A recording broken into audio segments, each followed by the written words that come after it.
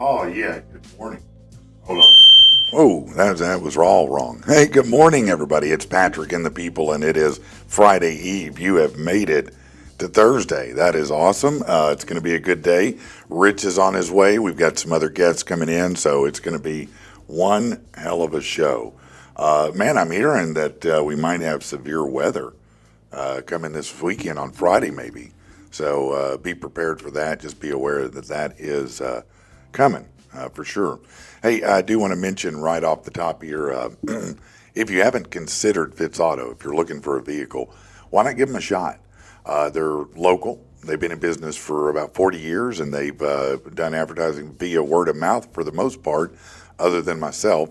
Listen, if you want a late model, low mileage vehicle, they've got them. It doesn't matter your credit history. It doesn't matter if you've had problems in the past. They can help you out. They're their own bank. You buy there, you pay there, but they do report to the credit bureau. So to help you get reestablished, go to fitzauto.com or 8421 Stagecoach Road in Little Rock in person.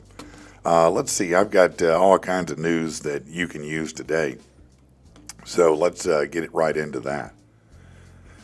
So a federal judge is ruling that pro-Palestinian Columbia University activist Mahmoud Khalil will remain jailed in Louisiana following yesterday's deportation hearing in New York.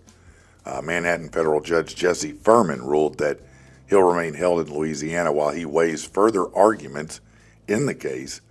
Khalil is a green card holder. He was arrested at his Columbia-owned apartment Saturday night by ICE agents. The White House says his pro-Palestinian activism was anti-Semitic and pro-Hamas. He's married to an American who's 8 months pregnant. So kind of a hot mess right there, huh? What do you do with that? I mean, does he get to stay? Does he not? You know, I don't know about deporting him. I'm not sure about that. St. Patrick's Day is Monday. So how much will Americans celebrate? Well, 60% of us will celebrate, spend an average of $44 on it. That's about $7 billion. Community celebrations like parades help boost those numbers. Let's see here. Hey, a movie about Tiger Woods' life is being developed by Amazon MGM.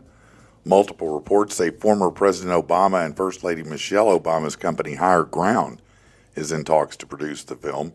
Wood, of course, one of the greatest golfers of all time. He's won, 15 majors, 82 PGA Tour events. The biopic will be based on his book, The Tiger Slam, the inside story of the greatest golf ever played.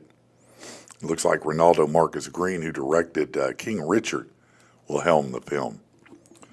This is great. A man from Indianapolis facing some charges in Barkersville. He led police on a chase buck naked Monday morning. Yep, they were called to a possible car break-in, found him naked in the vehicle. He then led him on a foot chase before he was arrested. David Messer has been charged with theft and all kinds of stuff. Yeah, you never want to be caught naked. Lindsey Graham says that he's introducing bipartisan sanctions against Russia today. Speaking to reporters, the Republican said the ball's in Russia's court to accept a 30-day ceasefire with the Ukraine. Said he's skeptical of Putin's wanting peace and accepting a ceasefire, and of course time will tell. Graham added the sanctions would include tariffs on any country that buys Russian oil, gas, uranium, or other products.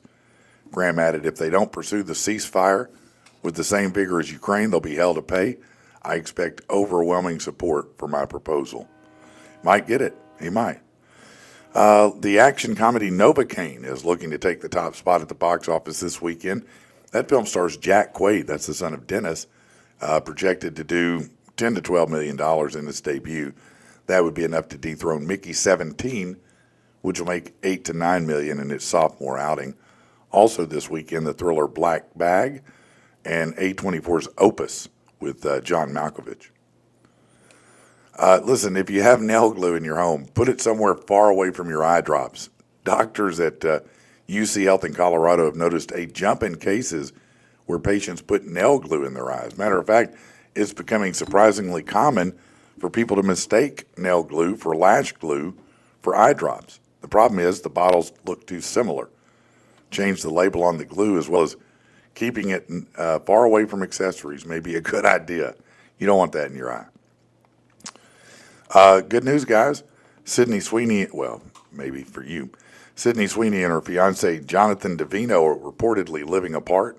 The actress staying at the Beverly Hills Hotel for nearly a month. She's been spotted around the hotel with friends and a bodyguard. Davino has been absent. So if you were hoping for a shot at Sydney Sweeney, it's your time. It's time to roll out. Make that effort. Sweeney and Davino have been together since 2018. They were engaged in 2022, but you don't hear a lot about their relationship. They're pretty quiet about it. But she did spark affair rumors with Glenn Powell, the Anyone But You co-star, due to their screen chemistry and offset interactions. But she shut that down and said, no, we're good. It's the lunar eclipse time. March's full bloodworm moon will appear tonight thanks to a phenomena that makes the moon look red during a total lunar eclipse. Now, millions of eyes are going to be staring up to see the moon pass in the Earth's shadow. Will the weather keep you from being able to see it? Well, clouds and stormy weather could block the view for some, but forecasters say there should be prime spots across the country for viewing. Good news is the total lunar eclipse will last for more than an hour, which is much longer than the total solar eclipse last April. That was less than 5 minutes. AccuWeather meteorologists say you only need a few breaks in the clouds to witness the total lunar eclipse. Here's what you need to know. In the early hours of Friday morning, the Earth will pass between the sun and the moon, giving us a total lunar eclipse. When the Earth blocks the sun's light, the moon's going to appear to be a dark reddish orange, giving it the nickname the blood moon. It'll be viewable anywhere in the Western Hemisphere if the skies are clear. According to AccuWeather, Tom Kynes, the worst place to see it will be the far west part of the U.S., the Rocky Mountains, north central U.S., where extensive cloud cover is going to be. The best weather conditions to enjoy it be from Texas to the Ohio Valley, as well as South Florida. As for timing, the moon will start to look a little different just before midnight Eastern time. The eclipse will start just after 1 a.m. Eastern time. Totality will happen between 2:30 and 3:30 a.m. Eastern time, with the peak viewing for the red moon about 2:55 a.m. Eastern time, according to NASA. This is one of 2 total lunar eclipses this year, but the only one visible from North America. The next one won't be till March of next year, 2026. So there you go. If you want to get out and check that out, see what's going on there, you can. All right, let's see what else is going on here that you need to know. A dedicated gamer broke a Guinness World Record. Get this. He beat the 1985 classic Super Mario Brothers with a time of 4 minutes, 54.565 seconds. He's an American gamer, multiple speedrunning records to his name. Said achieving the record-breaking time was the result of years of playing the Nintendo Entertainment System, hours of refining his technique to include every possible trick to shave off any millisecond he could. His speedrun attempt in January ended with a time of 4 minutes, 54.565 seconds. That earned him the title for the fastest. He used an emulator and a computer keyboard for his attempt. Said he's still not quite satisfied with his time. He thinks he can do a little bit better. Wow. Got a lot of time on your hands when you want to improve that time. You already got the record, man. As the current government funding deadline approaches, Senate Democrats are deliberating their response to a stopgap funding bill, which was passed Tuesday by House Republicans. The continuing resolution passed the House proposes increased defense spending and cuts to domestic programs, which a lot of the Democrats oppose. Chuck Schumer indicated the Democrats are unlikely to support the bill, raising the possibility of a government shutdown. Well, hurt my feelings. Shut it down. I don't care. The Senate's 60-vote requirement means Republicans would need 8 Democrats to vote for the bill. EPA Administrator Lee Zeldin announced a comprehensive plan to roll back 31 environmental regulations yesterday, marking what he described as the most consequential day of deregulation in American history. This initiative aims to stimulate economic growth, reducing what they view as burdensome restriction on industry. Among the things he says will be addressed are power plant emission standards, fuel efficiency standards for vehicles. Some critics argue these rollbacks could lead to increased pollution. Legal challenges are anticipated as environmental groups and some state governments prepare to contest the deregulatory measures. Okay, here's a little bit more. During an interview with CBS News yesterday, Commerce Secretary Howard Lutnick made a claim that got a lot of attention, talking about changes to the tax system in America by Trump. He said, I know his goal. His goal is no tax for anybody earning less than $150,000 a year. No details discussed about how such a change would be possible, but he has previously said he'd like income taxes to be replaced with revenue from tariffs. Look, I'm down with no taxes for people earning less than $150,000. I love that. That'd be me my whole life, man. I'm down. Let's see. NASA astronauts Butch Wilmore and Suni Williams have been aboard the International Space Station for 9 months, waiting for their return after their original spacecraft, the Boeing Starliner, encountered technical issues. So finally, a SpaceX Crew 10 mission intended to bring them back was set to launch yesterday. With less than an hour left, though, the launch was scrubbed. A problem with the hydraulics on the launch platform arms led to the cancel. SpaceX said they'll try again as early as tonight. The Consumer Price Index rose by 0.2% in February, down from January's 0.5% increase. That resulted in an inflation rate of 2.8%. That slowdown was influenced by a 4% drop in airline fares and a 1% decrease in gas prices. So that's good. I mean, you're starting to see inflation already ease down a little bit. The U.S. has transferred the last group of migrants from Guantanamo Bay to Louisiana for deportation processing. This group includes 23 high-threat illegal people, reportedly linked to the Venezuelan gang Tren de Aragua. They're accused of serious crimes, murder, drug trafficking, what cartels do. The Department of Defense and Homeland Security now discussing the future use of Guantanamo Bay. There aren't any more military flights carrying migrants to Guantanamo Bay scheduled through tomorrow. Again, it was slightly better day for the stock market yesterday. The S&P rose 0.5%, NASDAQ jumped 1.2%. So that's fine. Look, Tesla's down right now. If you've got extra money, buy every Tesla share you can buy. Just do it. Just go put your money in Tesla, because I guarantee you that stock's coming all the way back up and it'll go past whatever it was at. There's no doubt about it whatsoever. That's a good buy right now. After crashing into a deep ditch in northwestern Indiana, where she was out of sight to passing traffic, Brianna Cassell miraculously survived 6 days. She was unable to move due to injury. She collected water from a creek using her sweater until a worker discovered her and called authorities. She's now recovering in the ICU in Chicago with severe injuries. She is going to undergo surgery. Her family's focused on her recovery, but man, 6 days. She had to think there was no hope left. When somebody showed up, she probably thought she was hallucinating, to be honest with you. That had to be wild, man. Metallica has always been on the cutting edge in the music world. They're going to take that to another level. They're partnering with Apple to offer fans an immersive concert experience exclusively on the Apple Vision Pro headset. Well, that'll start March 14th. Users can access high-resolution 180-degree footage of Metallica's performance of Whiplash, One, and Enter Sandman. That was recorded at their M72 World Tour final show in Mexico City. Now, if you don't have Apple Vision Pro, Apple stores worldwide will provide demos of the experience. Additionally, an EP titled Metallica Live from Mexico City, featuring tracks from that concert in spatial audio, will be available on Apple Music starting March 14th.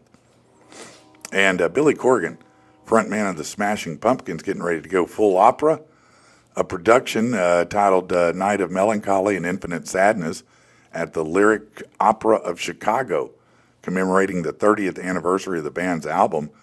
Melancholy and the Infinite Sadness. The opera will premiere November 21st. Corgan says he's excited about merging the storytelling elements of opera and rock, aiming to offer both Pumpkin fans and traditional opera audiences a unique experience. I don't know. Do you need that? Do you need 1979 in opera? I don't know. Maybe you do. Maybe you've been waiting on it. Honestly, I have not. But, hey, good for you. How about some movie stuff? A John Wick experience is now open in Vegas at Area 15, just off the Strip. The director behind the John Wick franchise helped create the experience with his team at 8711 Entertainment. His name's Chad Stileski. Guests who go through the whole thing will have to complete a mission inspired by the movies and may rub elbows with various crime bosses, assassins, and Continental staff as they work to complete the task. It's a big place. 12,000 square feet, 2 themed bars, a retail store. Said the most important part of creating this experience was honoring that, making sure our guests truly felt like they're part of the world of the films. The experience delivers wholeheartedly on that promise, and they said we're excited to share it with fans. That sounds like something that would be fun, honestly. Now, speaking of John Wick, if you saw the 4th installment, you might be wondering how is it even possible, but a 5th John Wick film has been confirmed. Jennifer Brown, EVP at Lionsgate, said a new sequel's on the way. Before that, Wick spinoff Ballerina will hit theaters. And there are more spinoffs to come, as well as a TV series and, of course, a video game. When pressed on the fate of his character, all Brown would say is, we're all on bated breath to find out if Keanu Reeves' iconic character is dead or alive. Well, I thought he was dead. I mean, that's what it seemed like, but who knows? Maybe he's alive somehow, right? And we now know when the sequel to the 1984 music mockumentary This Is Spinal Tap will drop. Spinal Tap 2, The End Continues, will hit theaters September 12th. Everybody's coming back. Christopher Guest, Michael McKean, Harry Shearer, all reprising their roles. And then you'll have a ton of cameos. I mean, just a bunch of them. But off the top, Elton John, Paul McCartney, Garth Brooks, Trisha Yearwood. Look, all the musicians are going to want to be part of that. If you've never seen This Is Spinal Tap, it's an amazing mockumentary. It's really funny. They did a great job on the music. Really fun. It's really, really great. All right, let's talk sports real quickly. Let's see. Going into each MLB season, the Athletics' Keith Law puts out a list of players he sees as having the potential for a breakout year. Last year, of the 5 players on his list, only Hunter Green lived up to the prediction. This year he has 6 names. He's hoping his accuracy will improve dramatically.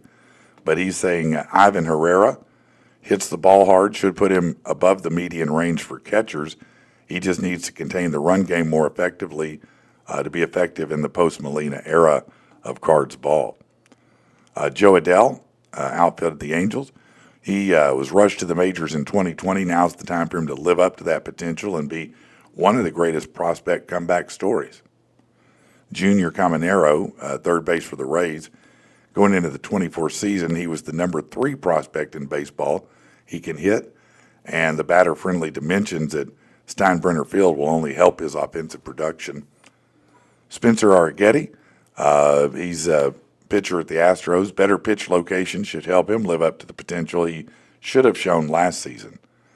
James Wood, outfield at the Nationals, could hit 30 dingers this season. His defensive skills should show improvement. And Brooks Lee, infield with the Twins, after recovering from last season's injury, the real Brooks should show up at the plate this year. In order to save starting pitching in Major League Baseball, Max Scherzer has suggested it's time for a radical change. The all-star pitcher has put some ideas forward, though it's unlikely baseball to go for any of them. But he says penalize teams for pulling starting pitchers early, make qualifications for being pulled include completing 6 innings, throwing 100 pitches, or allowing 4 or more runs. Said once qualified, the designated hitter gets to be in for the rest of the game. Then maybe there's a free substitution when you can pinch hit or pinch run for someone if you want. Scherzer also suggested prohibiting teams from getting the automatic runner in extra innings as a possible deterrent for pulling starters away. He says modern baseball encourages pitchers to chase spin and velocity and leads to more injuries and shorter outings. So he thinks these changes would help, but they're probably not coming. Angel Reese, she was talking on her podcast, and the WNBA star had some pointed thoughts about the league's collective bargaining agreement and possibly sitting out unless, quote, the league gives us what we want. To back those comments up, she pointed out the ladies coming into the league in future years likely will be paid more than the players of her era. Here are the problems, though. Since it began in 1996, the WNBA has yet to have a single profitable season. So while sitting out might show solidarity, it's not really going to do much to explain where that extra money is going to come from. The money's not there. I know what you want to do. You want to take the money from the NBA and give it to the WNBA, right? But that's not how it works. You got to go get your own out there. You got to bring your own fans to the table. The NBA's packing auditoriums every night, all over the country. And it took them a long time to get there. Look, if you look back at the history of the NBA before Michael Jordan, it was nowhere near what it is now. Nowhere near there. NBA struggled for a long time. That's facts. You can look it up. They struggled to bring in audiences. So, this is just part of growing a sport. And it's not a matter of unfairness, it's just a matter of what you're capable of earning. You think the guys that first started in the NBA made the big money they do now? Hell no. Even Michael Jordan didn't make the money LeBron makes. Come on, man. This is just the way it works. You can't get more money where there's not any. And let's see if there's anything left here.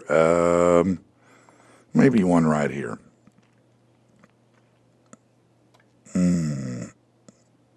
Yeah, here you go. A major beef heist was thwarted by police in Philadelphia. Tuesday morning, police said 4 suspects caught attempting to steal and unload about 200 boxes of meat into an SUV. They were able to flee, but they left their beefy goodness behind. Seems the driver of the truck containing the beef had fallen asleep, but felt his truck shaking about 2 in the morning. Cops did pursue the would-be beef bandits, but lost them. The beef in question worth about $55,000. And finally, let me wrap it up right here. 5 Memphis, Tennessee guys have been arrested.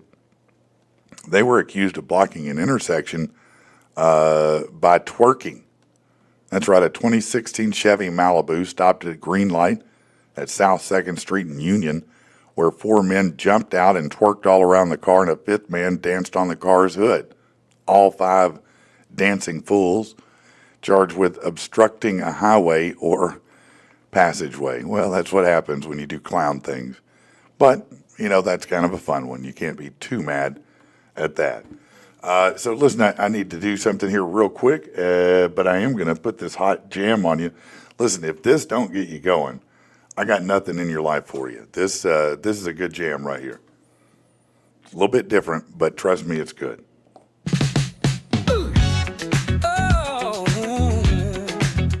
It's nighttime.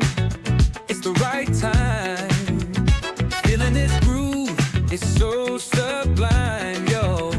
Let's ride. I got my girl in the caddy, 4-door in a 6-body trunk. Yeah, she call me daddy, cause I'm the righteous father of funk. We bouncing at the stoplight, fenders moving to the beat.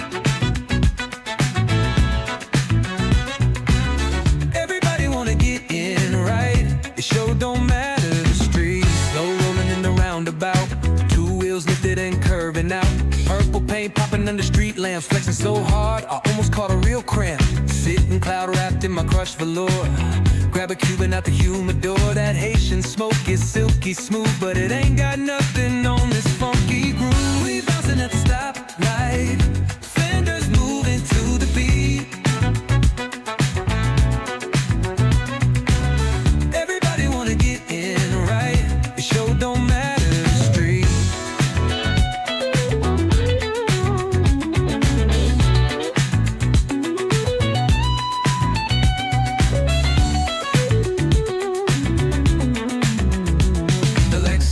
Chrome is shining so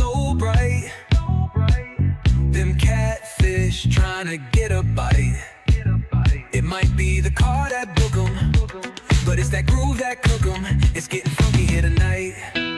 Break it down all the way downtown. Riding this sleigh, you found the right beat today. We bouncing at the stoplight, fenders moving to the beat. Everybody wanna get in right.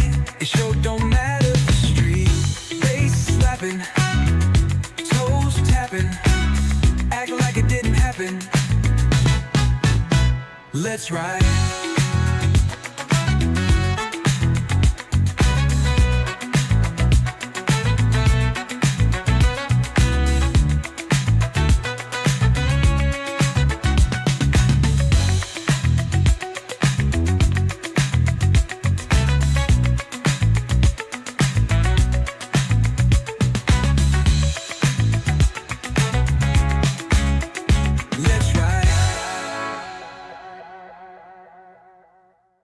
Have you been injured? You need an attorney with a passion for people and an obsession with justice. That attorney is Tim Reed in Little Rock. Look, they won $1.3 million in wrongful death, almost $1 million in medical malpractice, and in insurance dispute. These guys know what they're doing, but more importantly, he's not a figurehead of some kind.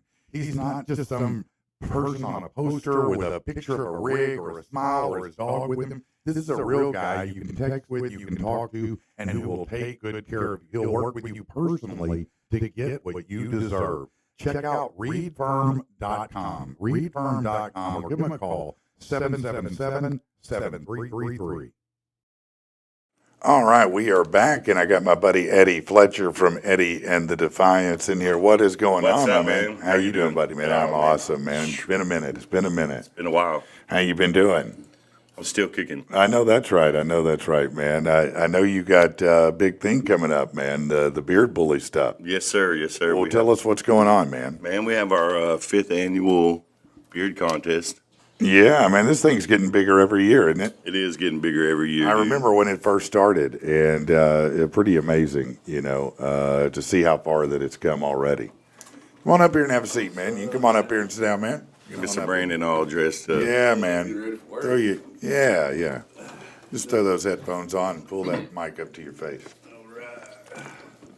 What's going on with you, man? How you doing today? Oh man, just been enjoying this traffic. Here, let me throw you up there. Go ahead. Enjoying all this traffic y'all got to deal with every morning. I don't think I can handle that. No, you don't like that? No, sir. Yeah, I don't have to deal with it. I leave my house about 4:30, so I'm good. I don't deal with much traffic. Not much there. Yeah, no, not much there for sure.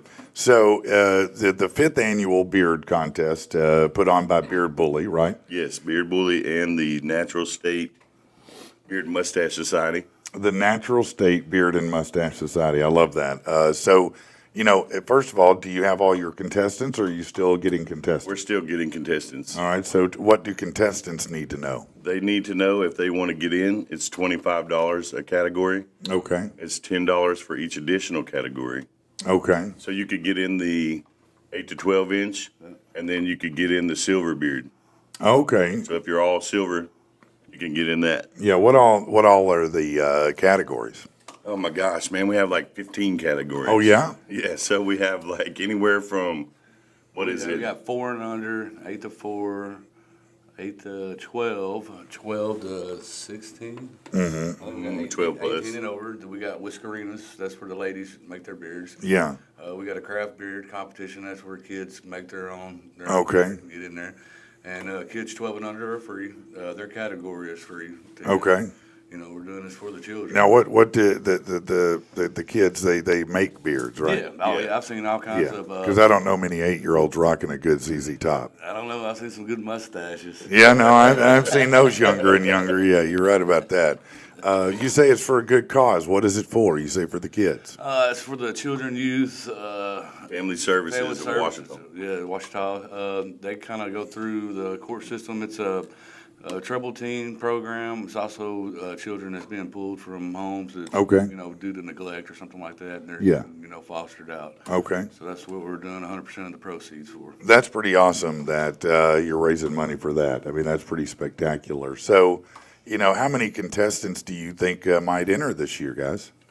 I hopefully 200. I think that's Yeah. the cap on our building, so. Okay, now where is it going to happen at? Where's the event going to happen? It's the 380 Elks Lodge in Hot Springs, Arkansas. Okay. It's off of Section Line Road on Abbott Road. Mm-hmm. I don't know. I think Eddie's got the exact. Yeah, address. 132 Abbott Place. Abbott Place, and that's a pretty big facility there. You guys had to move up because you've grown so much, We right? have grown quite a bit, man. Every year we throw something for some special charity for the kids. We try to raise as much money as we can. Right. So how do people that want to get involved, number one, to compete, what do they need to do? All they need to do is go to AmericanBeardBully.com and register. AmericanBeardBully.com and register. It's that Yep, simple. That simple. Okay. Or they Or can come you can show up down in there person. and show up. Yeah, Okay. show up in person. We take registration right there at the door. Yeah. As you get in, we are asking for like a $5 donation if you're spectating. The proceeds Sure. will go, to the children as well. So just get there, sign up. If not, you can pre-register and bring what you got. Me being a barber, I've been telling every beard, that I see come through my chair. Yeah. I know Eddie, he's promoting it. I got a lot of barber friends that are promoting it. Yeah. My son just graduated Barber College. Does he need a job? Yeah, he will. Tell Be him, willing to drive to Hot Springs? He might be. tell him to come see me. Okay. I will. No, he just finished, about 2 weeks ago, I think. And so he's just waiting to take his state exam now. Yeah, it's rough, man. That's a tough 1,500 to get. Man, he did great. I mean, he did really well. And so we're super proud of him. He went to college to play basketball, and he went, and he did play. He went for a year, but he realized that the NBA probably wasn't in his future. Yeah.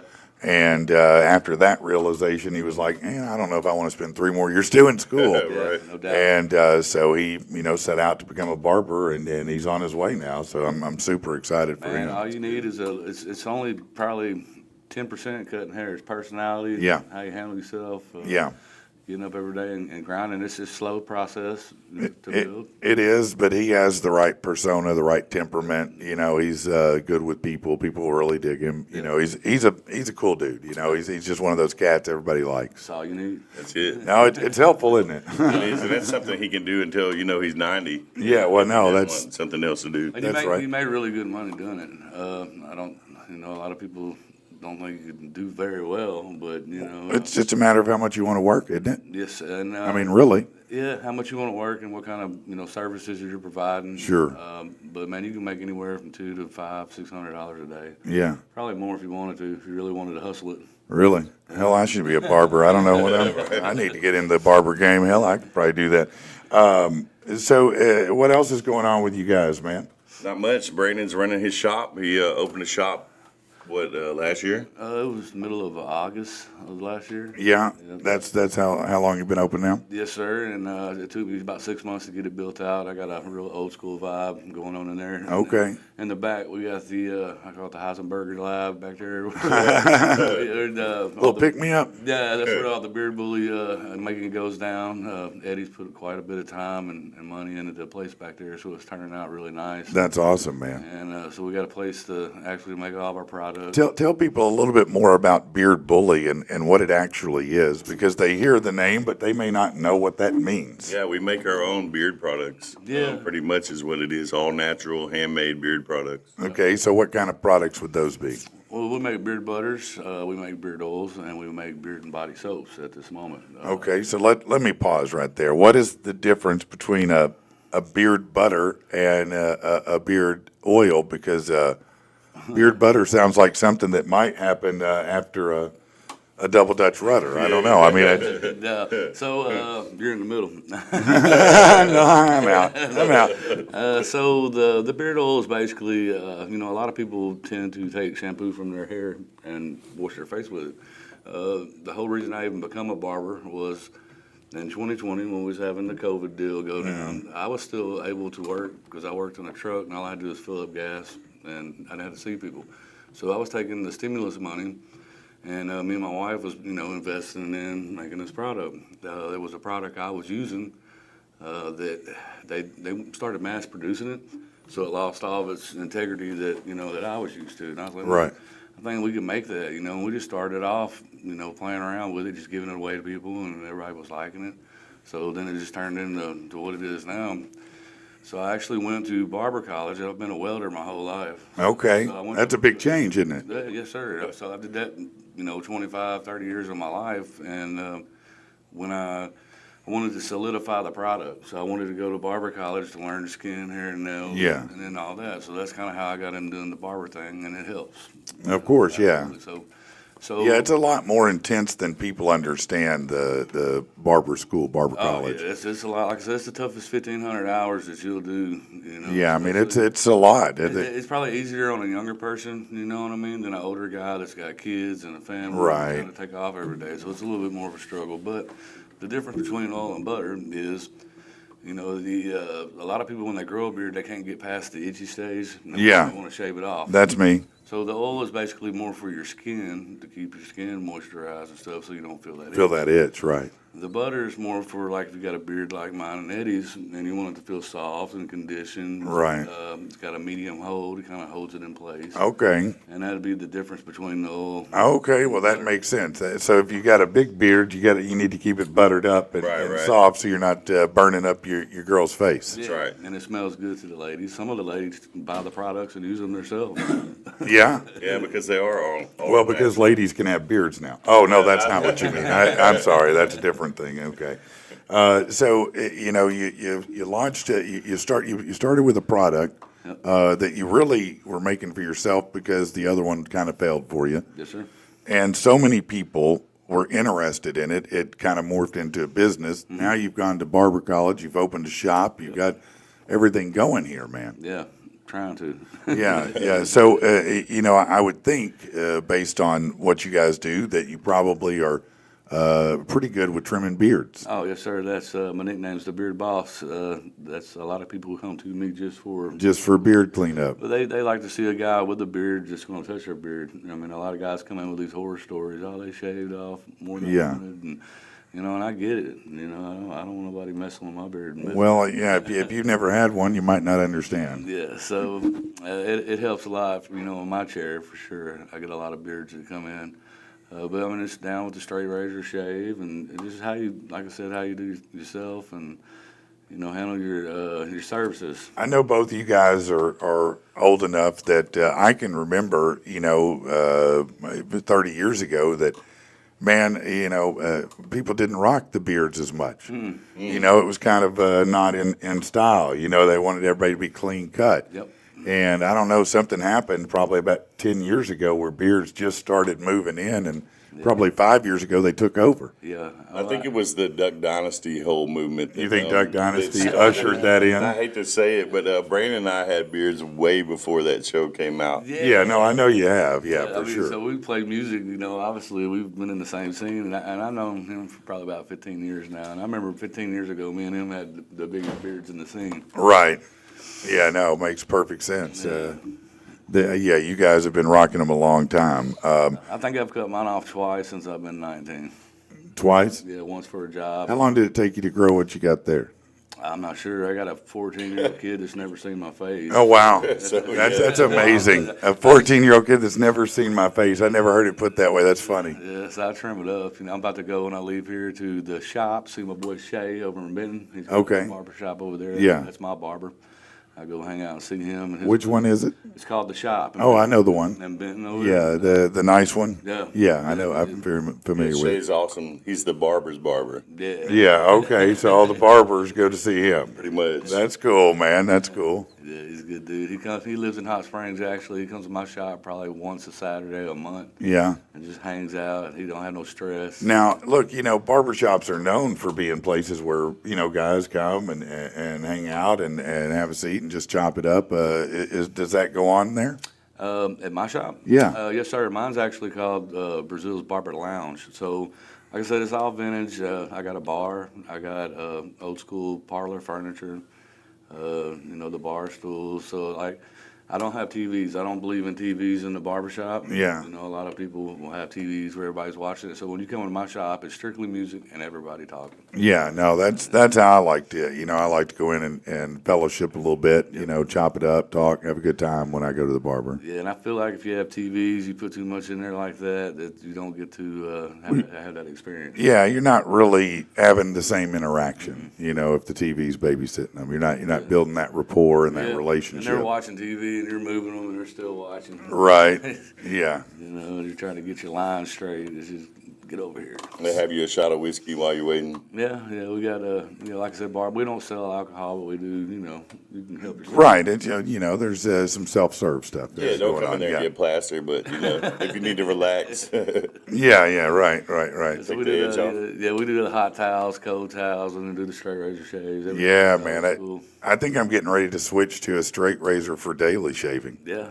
Yeah, I was talking to my son about it, when he started using it, and I was like, well, is it, do you find it pretty easy to use? And he said, really, it is. Yeah. And so I think I'm going to switch out because I go through razors, so because I have real coarse Yeah, hair. it's a lot harder to yourself, because you got to switch to the left hand. Yeah. Right-handed. That I can't do it myself. It doesn't bother me that much, but I'm one of those weird people who I haven't used shaving cream since I was 14. Oh, wow. Now I just shave in the shower. When I go in the shower, my face warms up and I shave. Yeah. That's it. No shaving cream, no lotion, no oils, no nothing. No breakouts. No. That's good. It came from the military. I just, I was always late, always in a hurry, and so I had to learn quickly how to overcome that, and that was one of the ways I Shave did. really was quick, huh? Learning to shave in the shower, just as long as I can get my face warm, I'm good. Right. That's all I need, and I'm good. I don't need anything else, man. Because I go through razors, like I said, with coarse hair, they wear out so quick. Even the good 5 blades. Need to get your boy to do a hot towel straight razor shave. Yeah, man. Get some of that beard oil. I always get oil first, do a face massage with that oil, throw that hot towel in there. See, that sounds all right.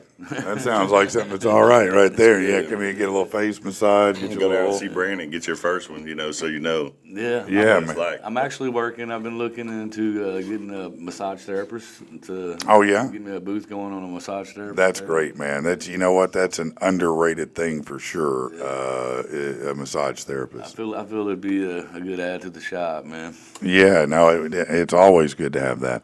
Let's see. This says Brazeal's Barber Lounge is where you all need to go. That's Shane from Dad's After Dark saying that.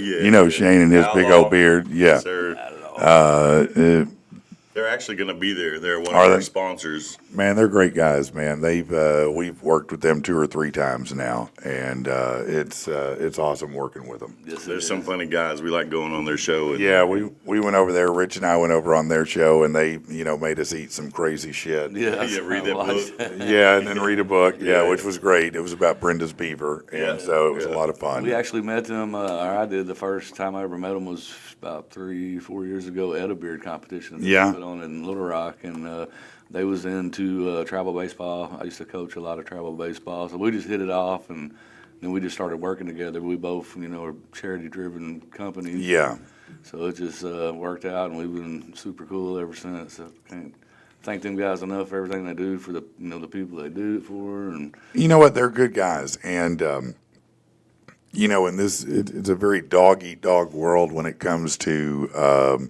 events and promotions and videos and stream, all these things, and people are just cutthroat, and these guys, that's what I instantly liked about them is they're good folks. They they're not that way. when I was, like I said, the struggles of me going through barber college and stuff. I mean, Shane would let me, and Eddie too. I could go set up at their house on a Saturday and have 10 people show up. Yeah, and practice cutting. Shane would go live and be like, if I can raise this much money for Brandon, I would let him shave this in the back of my head. That's hilarious. Yeah, that's great. That's great. I'd make an extra $400 or something because I put something stupid on the back of his head. Yeah.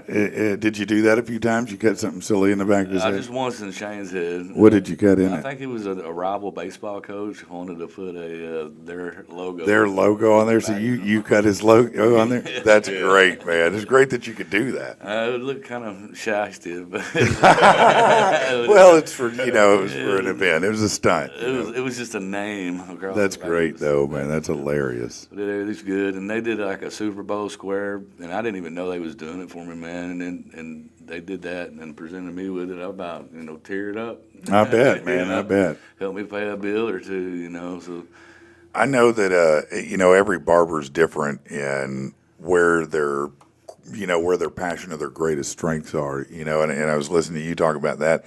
For Tyler, he likes to the lines. Yep. That's his thing, man. The lineup. Yep, the symmetrical. I mean, when I crossed over to welding to that, I've been doing that since I was 15, and it all symmetrically works. Yeah, I could see that. You want all the lines to be crispy, and there's tricks to do all that, and you don't learn really jack squat in barber college. They just give you enough to get you rolling. You know what I mean? Yeah.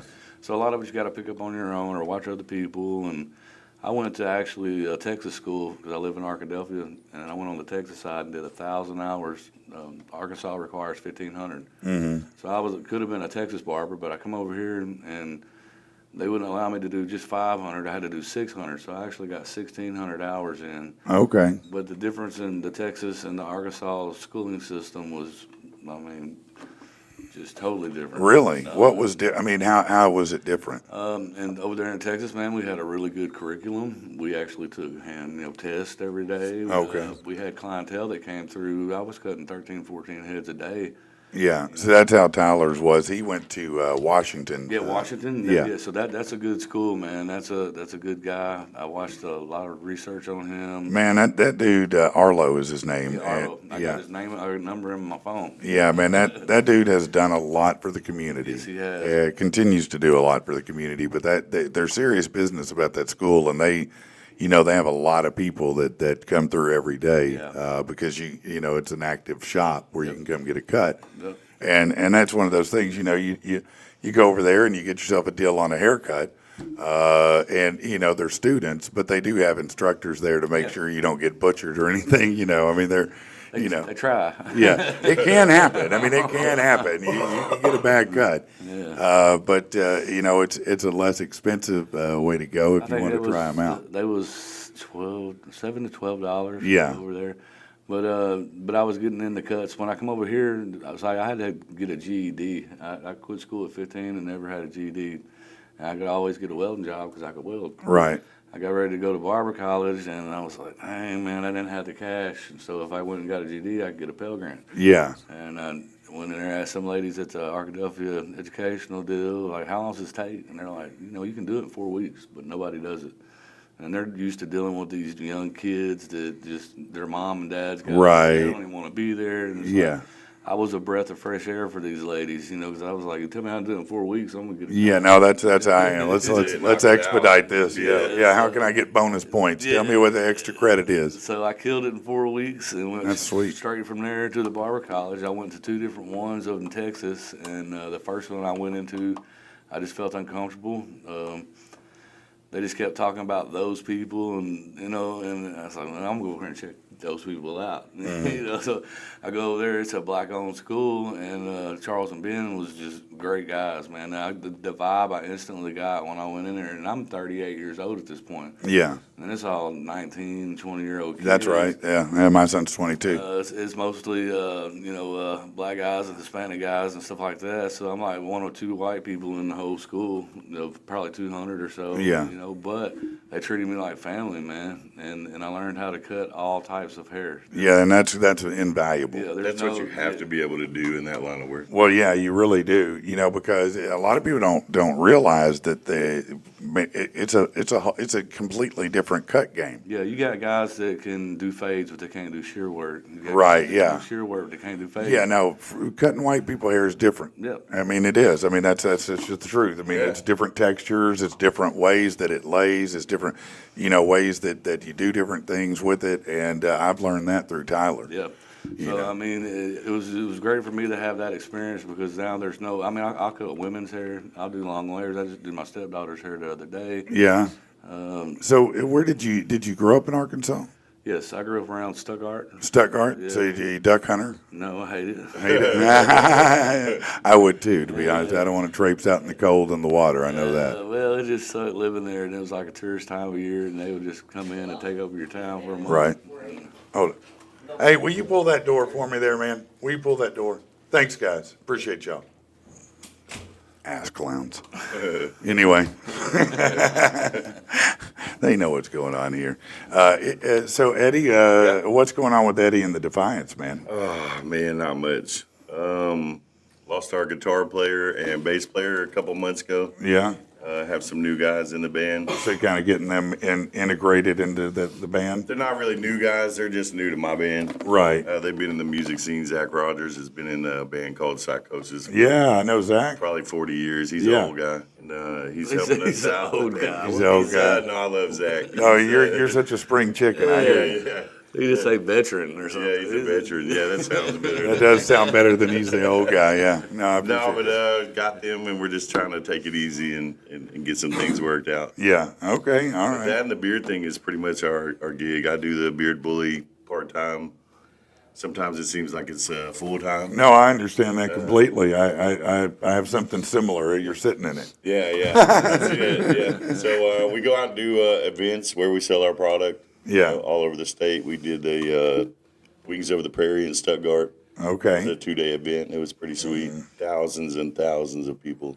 that's cool, It man. is cool just meeting everybody. And So you go to places like when they do, what is it, the Toad Suck Days or whatever Right. that's called, things Right. like that, events like that where you can get out in front of big crowds. big crowds and sell our product and Yeah. let people know what it's all about. And, Sure, and then events, we do this our 5th one. yeah. And that's a always great work. way to help the community and bring some, And awareness. bring a little business, Yeah. or notoriety to us. And Do you guys ship your products out? Oh, yes, yes, we do. Yeah. We actually ship them from my house. Me and my girl Marcia. I don't know if she's up watching yet, but Yeah. she What up, does- Marcia? she does a lot. Marcia's a real one. a lot of the shipping, and we'll send it anywhere. Okay, so people can go to, what's the website? Do you have a website? Yeah, it's AmericanBeardBully.com. There you go, AmericanBeerBully.com. If you go there, you can look at the products and you can order them and have them shipped directly to you. Yep, or if you're local, you can hit me up, and I usually will meet you somewhere and Okay. give you what you need. Yeah, Or if come by you, the Brazeal's Barber Lounge. We've got a Yeah, it's all in the shop. yeah, you come to the shop. That'd be a great way to do it. And Brandon uses the product when he's doing your cut, so you get to smell it and see how it actually feels on your face. And Yeah. Do that upsell. Yeah. Now, Yeah, that's does it work for all your beard activity on your body?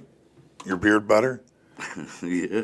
It would. I'm Yeah, just asking. yeah, I'm yeah. just checking. I mean, somebody may have a nice, So, a beard. With it being all natural product, when I tell people when you put it in your beard, you'll have some left on your hands. And, Yeah. man, you can rub it in your hands, your elbows. So anywhere you want. Yeah. Yeah, pretty much. It's Yeah. all I natural. see where you're going with this. And yeah, See, yeah. it's all natural shea butter. That's what I'm saying. I mean, it might be good for you. You probably ain't putting any lotion on that thing in a minute like Might be that. dried up. Well, like probably 2 years ago, we dabbled in.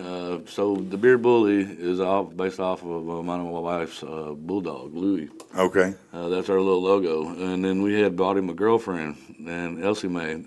So Lucius and Elsie Mae is actually my grandparents' name on my dad's side. Okay. So we had a little Elsie Mae line, and I was making these whipped women butters for like lotion. Yeah. And I was taking it when I was in Barber College in Texarkana, and them ladies was loving it. Yeah. So that's something we'll get back into. We just had to get, with Eddie and Marsha coming on, it kind of took a big load off us. Yeah. It's always helpful to have more than one in the ship rowing. Yeah, because they were making everything. They were shipping it. They were. That's tough, man. That's a Yeah, grind. all that. And it all started in my kitchen.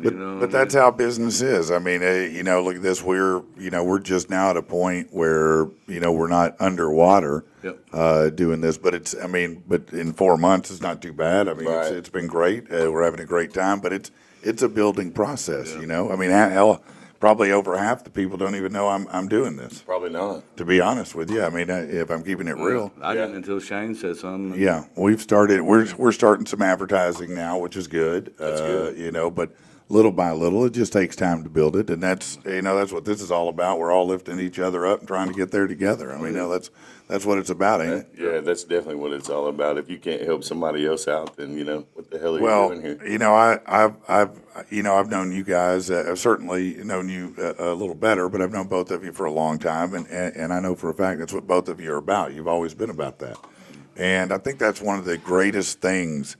If people had to ask about, why is it cool to be here in Arkansas? And there are lots of things you can point out of why maybe not.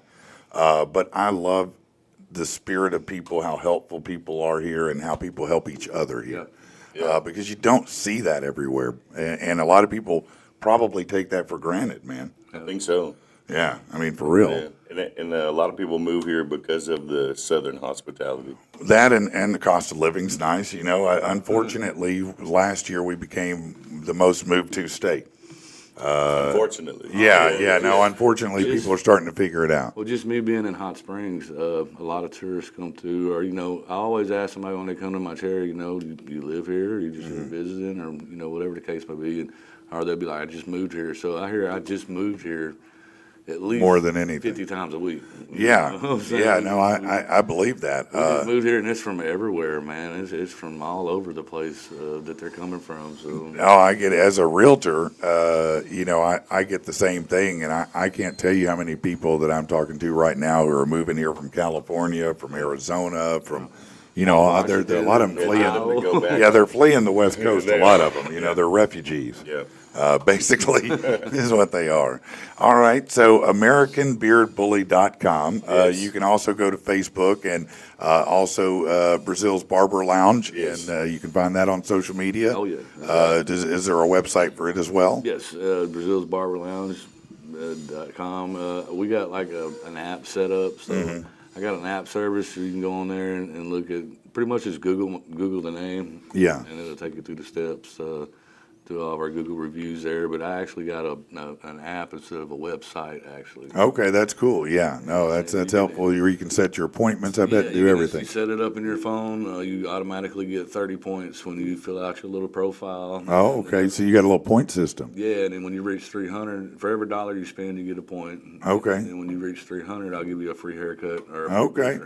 Oh, that's cool, man. That's worth it right there. Yeah, that's dope right there. That's a great deal. It gets expensive after a while, Oh, yeah. No, I get it, man.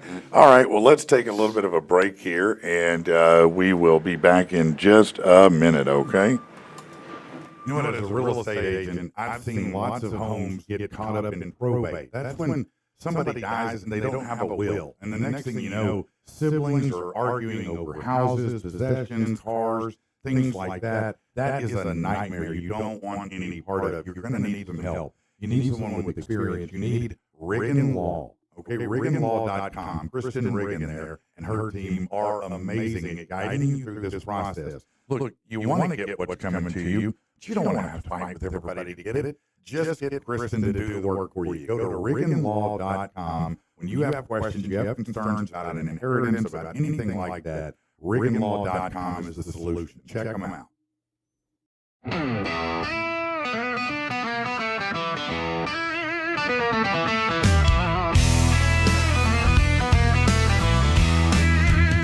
I'm not gonna tell you I'm innocent. No need lying at the start. Don't be thinking I'm here to repent. I'm just telling you my part. On my way from the card game, just aiming to get out of town. I don't even know her name, but the girl, she knew how to get down. I swear to you, I had no clue that she's the sheriff's daughter.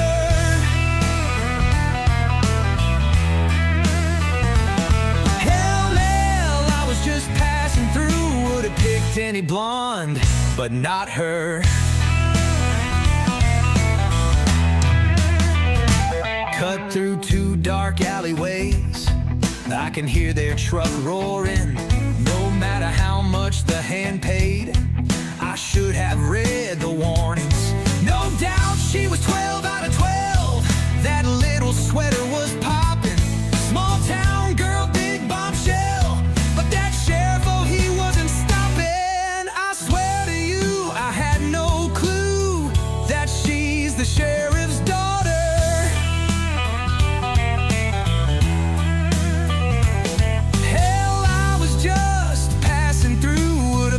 any blonde, but not her.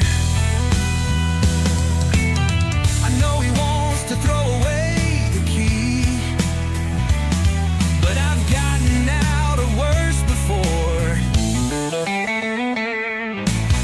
The whole department's looking for me, but I got a show in Baltimore.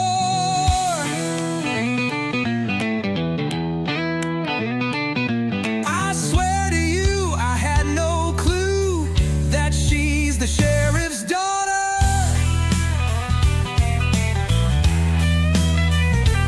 Hell, I was just passing through, would have picked any blonde, but not her. It was the sheriff's daughter.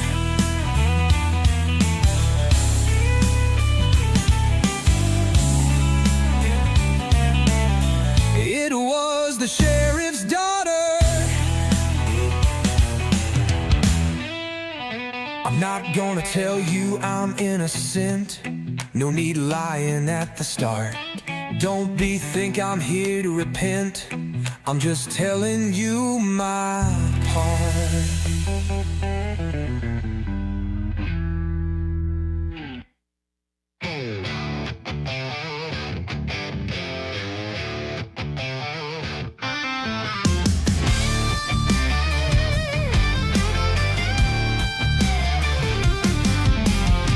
Turned on the radio today, cut it off after 2 songs play.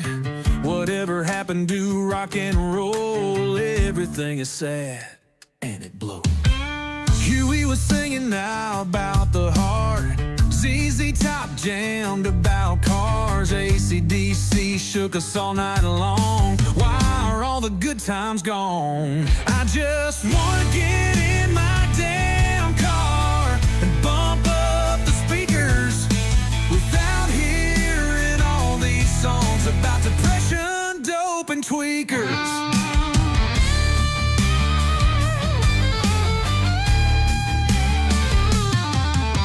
I remember days riding with my friends, singing every song to the end. What the hell are they doing now? Sitting together in a car and crying. Sometimes my buddies ask me, how come you don't listen to new stuff? I don't know, but maybe it's because I'm not a damn cream puff. I just wanna get in my damn car and bump up the speakers without hearing all these songs about depression, dope, and tweakers. While all these folks are sad and wailing, I'm sticking with Def Leppard, GNR, and Van Halen. Oh yeah. It always feels like a good jam session, and I don't end up with a bag of depression.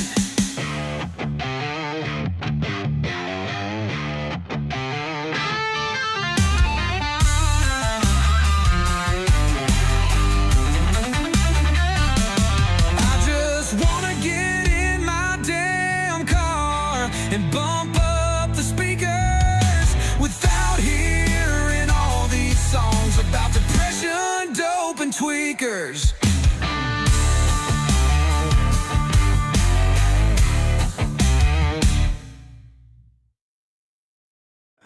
Yeah, I guess he's just learning that. Yes, I write songs lyrically, and then I put them through AI and find the music that works with it, and spit them out. It kind of came as a product of I couldn't. Everything starts because you're poor, right? Right. And so I couldn't afford to pay for BMI or ASCAP to be playing all the same songs the radio stations Right. do. I mean, it's thousands of dollars a year. Yep. And I'm a fledgling podcast. You know what I'm saying? Right. So I was like, I can't bite that off. But when that AI program showed up and I started playing with it, I was like, well, maybe I could make my own songs to take a break with, and that kind of led to me doing that. And the next thing you know, we're doing this AI artist challenge. Matter of fact, you probably heard John LeCompte. Yeah. From Evanescence. He's doing one of them right now. Oh, no kidding. Yeah, no, I'm super excited about it. But Dark from Day One's doing one. I think we're going to do one. Yeah, as you well. guys are going to do one. Vantage Ruin Stays in Vegas is doing one. Talk to El Camino, working with them. Got Akeem Kemp. I actually have a brother who just got back from Japan. He is a singer, Nice. and he's doing one. So all of a sudden, everybody's picked one of these songs. So all these songs are getting done, which is cool. That's cool. That one sounded like something straight out of Nashville. I mean, Yeah, that's no, some I shit- appreciate some that. new Now, shit right there. AI is so amazing with the music. It took my wife, about a month to believe that I was actually writing the words. I was like, she goes, "You're just using AI and it just makes a song." I said, no, I'm not putting in a keyword and it spits Right. out. I write the lyrics, and then I put them in a certain format, and then I tweak all the different music things, and That's probably the hardest part, I think, of writing a song is where do you want to go with it? Right. The Well, lyrics. and what the cool thing about this program that I use, which is AI lyrics to song, I think is the name of it here. Let me tell you the actual name of it because I don't want to lie. The name of it is lyricsintosong.ai. But the cool thing about it is that every time you do it, you put the genres in you want. Okay. And if you don't know, there are a million genres. Yeah. I mean, just in rock alone, you can change what it spits out just with a word. Right. And so I might spit out 6 or 8 versions of it before I find one I even like. Yeah. Right. And I had one that made me so mad a couple of days ago because I wanted it to have a Van Halen vibe. Okay.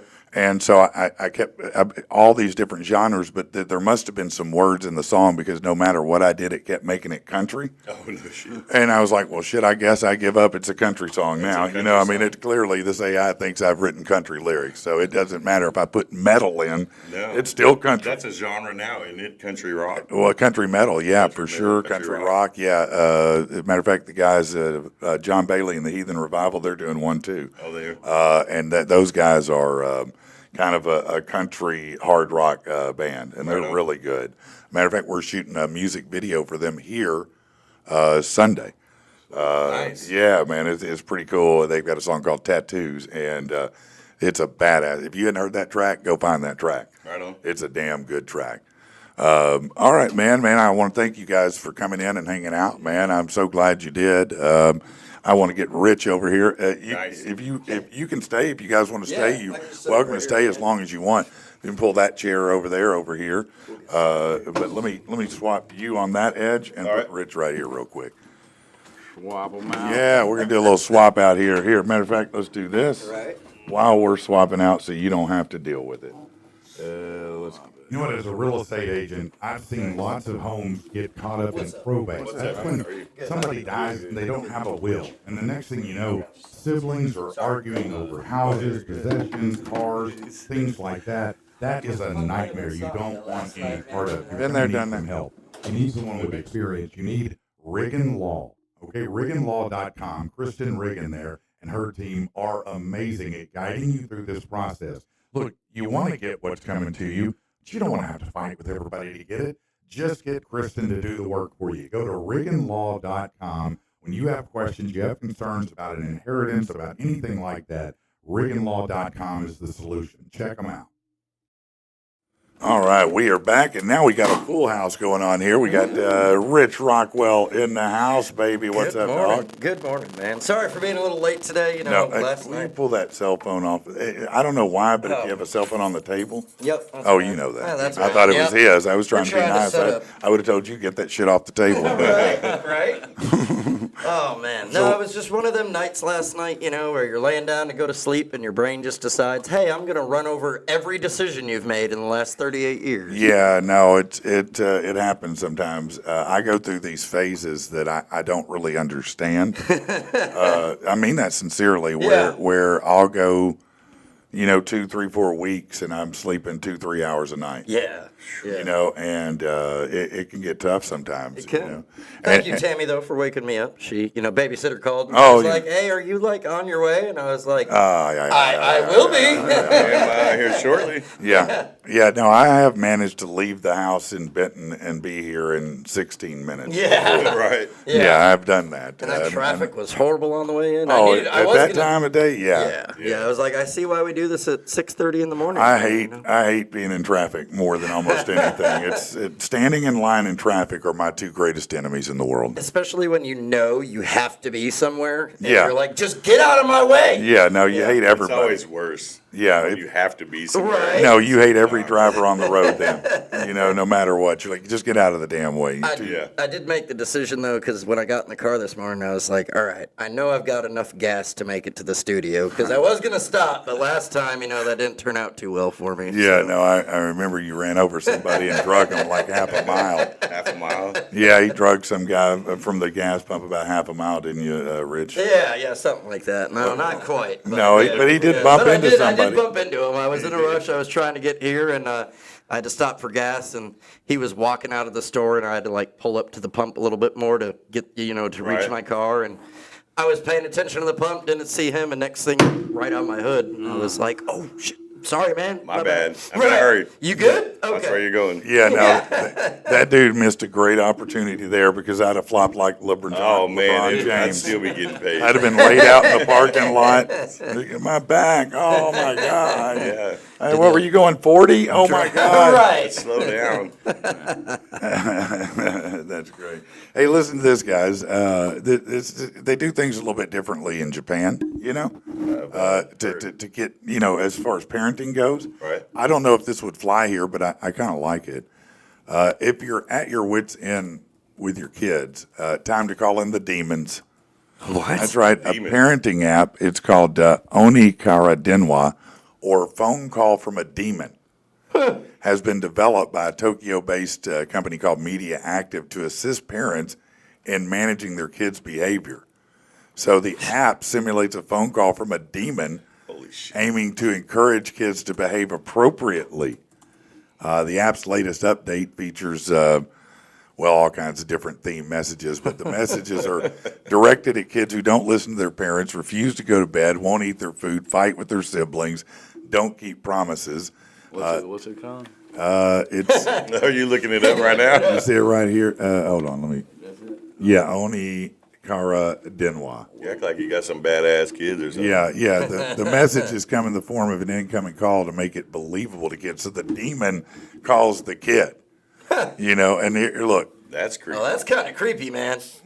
you see. That's wild. Yeah, that's wild, isn't it? Yeah. If you Kids can don't see the get scared picture, of it that. looks very, very devilish, very demon-like. It's exactly what you might think. But that's hilarious, man. I mean, that's a whole different attack of how you deal with kids. And I mean, they have Santa Claus, right?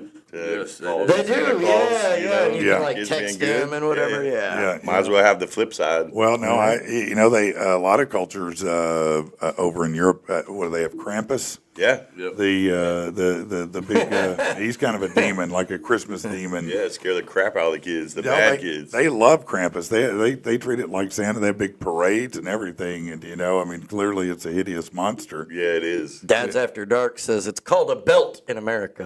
What's that? Oh, a belt. Yeah. Yeah. No, yeah. My dad didn't name his belt, but it could have been called Demon. I promise you, there's no doubt about it. He Dodge was didn't have releasing shit on the that. demons when I used to get beat. No, I definitely felt them. We got whoopings when I was a kid. I don't know. Some people don't anymore, I think. I got Was it core memories. last of Saturday getting we beat ran with a into each flip-flop. other? Yeah, Yeah. midget wrestling. Hold on. What'd you say? I said I got core memories of getting beat with a flip flop. Yeah, no, that'll do it. Flip-flop. Yeah, flip flop will Just whoop that anything my ass. mom could grab, a wire hanger. That's how my mom was. stitch cord, the TV antenna when we had the big console. TV. Broomsticks. Yeah, my mom's like 5'2", 5'4", whatever it is. She's real petite, real small. So she would just, I remember her chasing me around the doghouse, hitting me with a wiffle ball bat. And I had it coming. I mean, I deserved it. I remember one time that when I got a little, when you get about 14, you get this fake gravitas about you where you act like you're a badass. Right. And so I remember my mom, I had smarted off and she was going to pop my mouth, and I caught her hand. I was like, oh, no, Yeah. we're not going to do that. Big mistake. No, that was a big mistake. She was like, no, she was cool as a fan at that moment. She's like, oh, okay.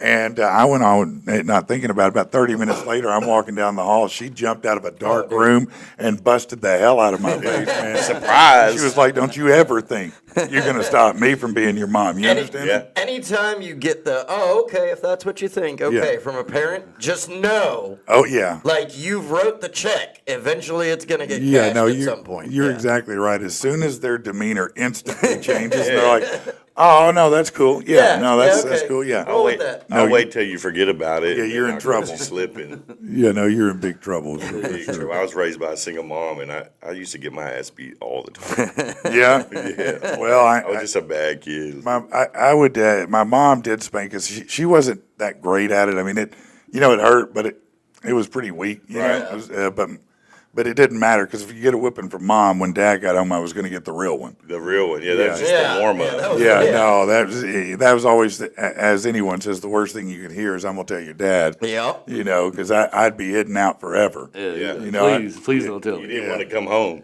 No, man, no. There were times where I really didn't. Yeah. You know, I'd stay outside. I'd go to friends' houses. I'd do anything, The man. bad thing is you had to be home when the street porch lights- light comes on. Yeah, yeah. Right.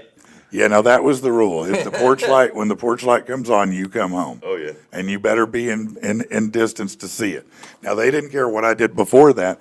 I could have been 10 miles away. I could have been in another state, another Yeah. city. They didn't give a shit. Yeah. But when that porch light came on, I better have my ass home. That's Or all. my mom stuck her head out the door and hollered my name. I better be there within. Yeah, you better Yeah. you better be in earshot Quick. at that point. Yeah, no, that's true. The good days. Did you guys did y'all have neighborhood fights when you were a kid? All the time. Yeah, me too, All the man. time. Me and my best friend that lived close, we would go to the other side of the neighborhood and just, Look for trouble. Start some shit. Yeah, we used to have front yard fights all the time when I was Just ride around, look for the bicycles. And that's how I got into wrestling.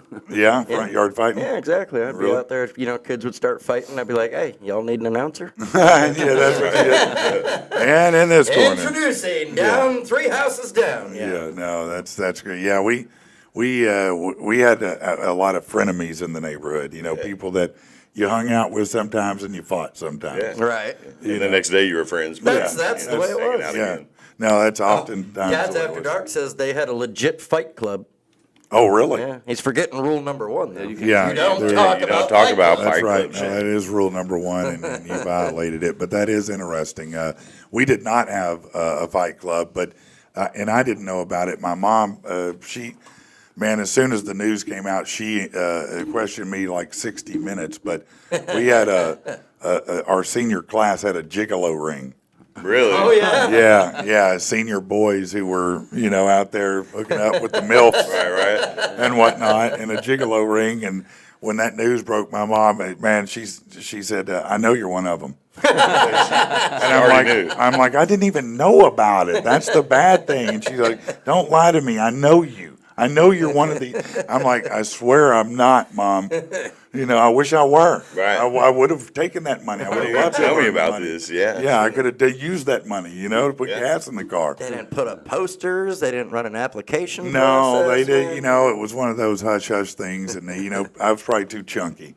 I probably wasn't a good mark. It wasn't the fit. I wasn't a high target. You know what I Yeah. mean? I didn't have that athlete body. I was rocking the dad bod early. Yeah. What was your first car, Eddie? Oh, my first car?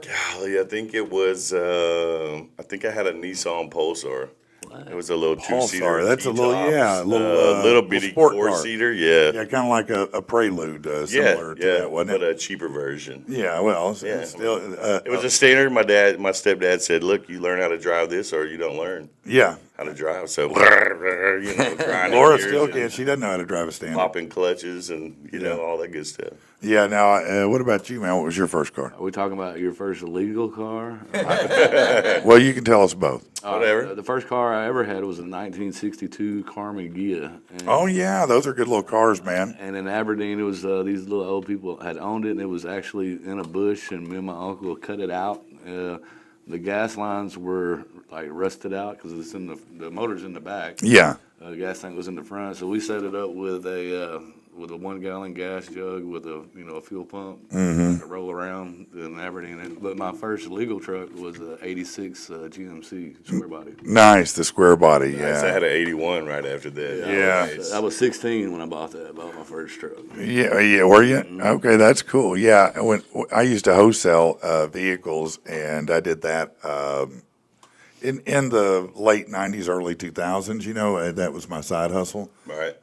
And box trucks, man, I used to sell the shit out of those. Man, Now that was the they're- number one thing. Man, at one time I probably had 3 of them, and now they're like $20,000 to $30,000 a piece. Oh yeah, no. I'm like, Listen, man, crazy. I'm still sick. When you look back at being young, you do dumb things, and they're not dumb in the moment, but later you look at it and go, God, I wish I hadn't. But my first car actually was a 1980 Z28 T-tops Oh, loaded nice. up. Yeah, yeah. It was my older brother's. IROC? No, it wasn't an IROC. This is the 80 body style. Okay. But it was a beautiful car, and I was so excited because I was kind of a dork before that. You know what I mean? So you roll up in that car, You're a pimp. you got a little pimp credit. Yes, You know what I sir. mean? About 6 months in, it had a problem, and we took it to the shop. My dad said, "Yeah, it needs a new electrical harness. I'm not doing that." And I was like, "So I don't get to keep the car?" He was like, "No, we're going to have to get rid of it." So I got my mom's car, which at the time I did not think was cool enough. It was a '71 Chevelle. Oh, Yeah, nice. yeah. It wasn't cool enough. No, I drove it for a while. I drove it for quite a while, but I wanted something more modern. Of course. Boy, I wish I had it back right now. But now I bet Right you wish now. you were still driving that. Hell yeah. 71. Hell yes, I do. So with that, if you had a choice right now of what car you could drive today, what would it be? Man, that's a great question. As much as I love the older cars, and I do, man, people forget how bad the steering was and some of the other things. If I could have a Chevelle Well, you can with the modernized stuff, you can do all I would that. do that. Yeah. But if I just had to pick a car that I could get in today, drive and be okay with, it would be one of two. It'd either be an RX-7, like an 84, 85, the little gray Ghost model. Yeah. Or it would be, I think it was the last year they made the Trans Am, and there's a particular model. It's got a W in it, but it's the Ram Air induction. Oh, gotcha. And I had one of those for a little while. And I love that. But I like all kinds of vehicles, honestly. I'd go with- I want a '64 Lincoln Continental Suicide. Suicide Doors, yeah, that's a sweet ass ride right Murdered there. out. I want to get it. Man, that's a good one to get. Boy, if you can get your hands on that, they're tough to get a hold of, man. Not really. You just got to No? have money. Well, fair enough. To me, that's tough to get a hold of. That's tough to get your hands yeah, on. no. It's crazy to me. Well, let me ask. Do you know what the average car price is today? Just 25. okay. Good guess. I'm gonna say 40. Yeah, I was gonna go 40. Okay, 49.9 Yeah. 49. is at 50,000 is the average car price. See, now you can take $50,000 Yeah. and put it in. So I could buy a Lincoln Continental for 15 grand. I could take the rest of that money and put it in there, and I can actually work on this vehicle. Right? You know what I mean? I can Yeah. climb in the hood of this thing and actually work Yeah. on it. See, I could take 50 grand, take 5, buy me an old Camry, and 45 for hookers and blow. And then, A lot of hookers and blows. that's a lot of hookers and blow. That's why I need a Camry. I need good mileage. I'm going to be going for somewhere. sure. Yeah. I've always liked my dream car's always been the '82 Datsun 280ZX. Oh, yeah, the 280Z. That's my brother had Turbo that. twin tops, yes sir. He didn't have that one, but he did have the 280Z. Yeah, My yeah, mom man. had a 280ZX at one time. Yeah, they were pretty good little car. And I miss my old truck. I had an 81 Silverado, long wheelbase, metal Oh, yeah. doors, bench seat. Yeah. It's just a good truck. Like he said, you can get under the hood and work on it. No, that Change anything out. no, I was my dad's assistant anytime he worked on the car. I didn't Flashlight want to holder. be. Yeah, I did not want to be, but it was the job. It was. So yeah, I spent copious hours because we were always working on it. Look, everybody in the '80s, you were working on the vehicle on the weekend. Oh, yeah. Either you're working on it because it broke down, during the week, or on the weekend you're just trying to keep it running. Right. Because those older cars were more finicky. You know that. When you have a carbureted versus fuel injected, or all those different things, man. Most kids don't have any clue what pouring a little gas in the carburetor to start your car is. Yeah. If you put a little gas in the carburetor, they'd be like, "What the? Huh? Yeah. What? Why? Why would I do this?" Right. Yeah. So it's amazing how it's changed, though. I mean, you think about, the heat and air in those old rigs, man. But you'd have to warm those things up for 20 minutes before you left if you wanted heat. Yeah. Otherwise, it wouldn't get hot till you got to work. Not even close. That's just how it was, man. And of course, gas was cheap enough. It was $1.50 a gallon. But man, my old truck that I did have that was older like that got probably 7-8 miles a gallon, man. Yeah, I I remember gas being 87 cents when I first. Yeah. 87 cents, yeah. When I started driving my first truck, Yeah. 87 cents. Yeah. What are we paying now? $2.69, $2.70 Today, yeah. I suspect we won't see 87 cents again. At least a leg if you're around me at the gas station. Yeah, it's not the arm, but at least the leg. You Yeah. might get paid actually if you're at the gas station. Right. What's your dream car, Eddie? Oh man, something that runs. Tough Something childhood. that runs. Tough childhood. No, I have a Colorado right now. It's pretty good. Yeah. Oh, those are good trucks, It's man. paid for. It does what I need it to. And Yeah. with my line of work, I'm all over the place. So It's hard to, once you get a paid for vehicle, man, it's painful to trade it or sell it, because you're like, I don't want to do payments rock it till the again. wheels fall off. Man, I know that's right, man. I try to on vehicles. I will drive them as long as I possibly can. I haven't had a car payment in quite some time, and I don't know if I could go back to having a car payment. Man, it sucks. It Life sucks. is so damn expensive right now. Oh, yeah, it It's is. one less thing you have to worry about. And when you think about those average prices, look, I still have a little, I'm not out of time. I'm not that guy. Right. But I still struggle with a little shock on payment prices. for sure. Yeah. Because to me, a good car payment's between $300 and $500. Yeah. That's the kind of payment I think is fair and good. Today, that ain't the case for most people. They ain't paying that. Now it starts at 500. Yeah, well, that's the low end. Yeah, that's the low end with perfect And that's credit. not on a new vehicle. Yeah, No, That's that's probably on a used vehicle Yeah. that you got I financed. bet most of them are $800 to $1,200 now And that's not for counting payment. the insurance. Yeah, I was No. gonna say, and then you got to factor that in on There's top no of it way. because you have to have the full coverage. And they all just jacked us, and everybody's rates went up with insurance. I mean, Yep. like 20%, because they apparently didn't make enough during COVID, and so now they got to make up for it. Assholes. Assholes. They really are. Yeah. Do you start spending your paycheck before it lands in your bank? According to this survey, 59% of Americans do.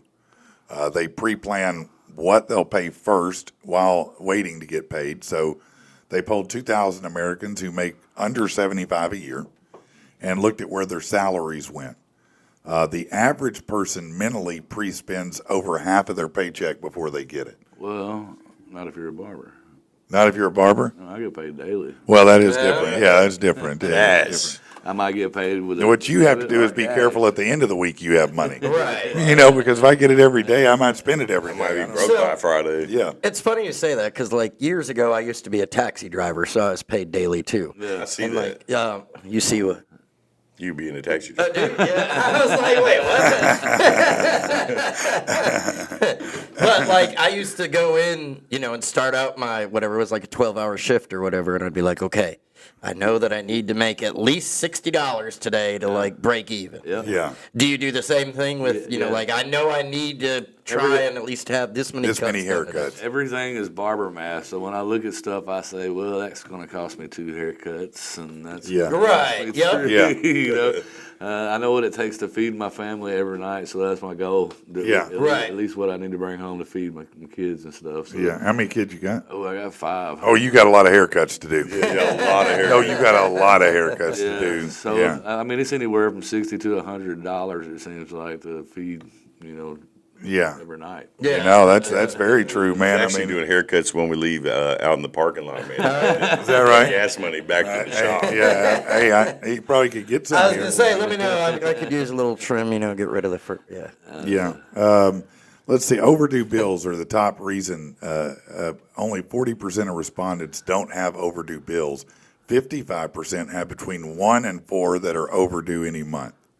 Mine's always overdue. Right? 'Cause that's Well, every month, huh? It depends on what the bill is. You know, if it doesn't tie to my credit report and I can drag it to the last day, that's I'll great. ride it right to the discount. Yeah, that's right. Yeah, we'll ride it on I out. mean, today's the last day. I caught it. Look. Yeah, that's right. You're not sending a truck. I don't need to cancel anything. Great. It's a good day. Yeah, It's a good Lake day. View's awesome here. I don't have to make an arrangement. That's great. Big bills like rent or mortgage are most likely to be the first things paid, followed by, of course, food and medicine, smaller bills, electric, water. Average American spends 43% of their check within 3 days of being paid, in addition to the 51% that's spent. So that's 94% spent in 3 days.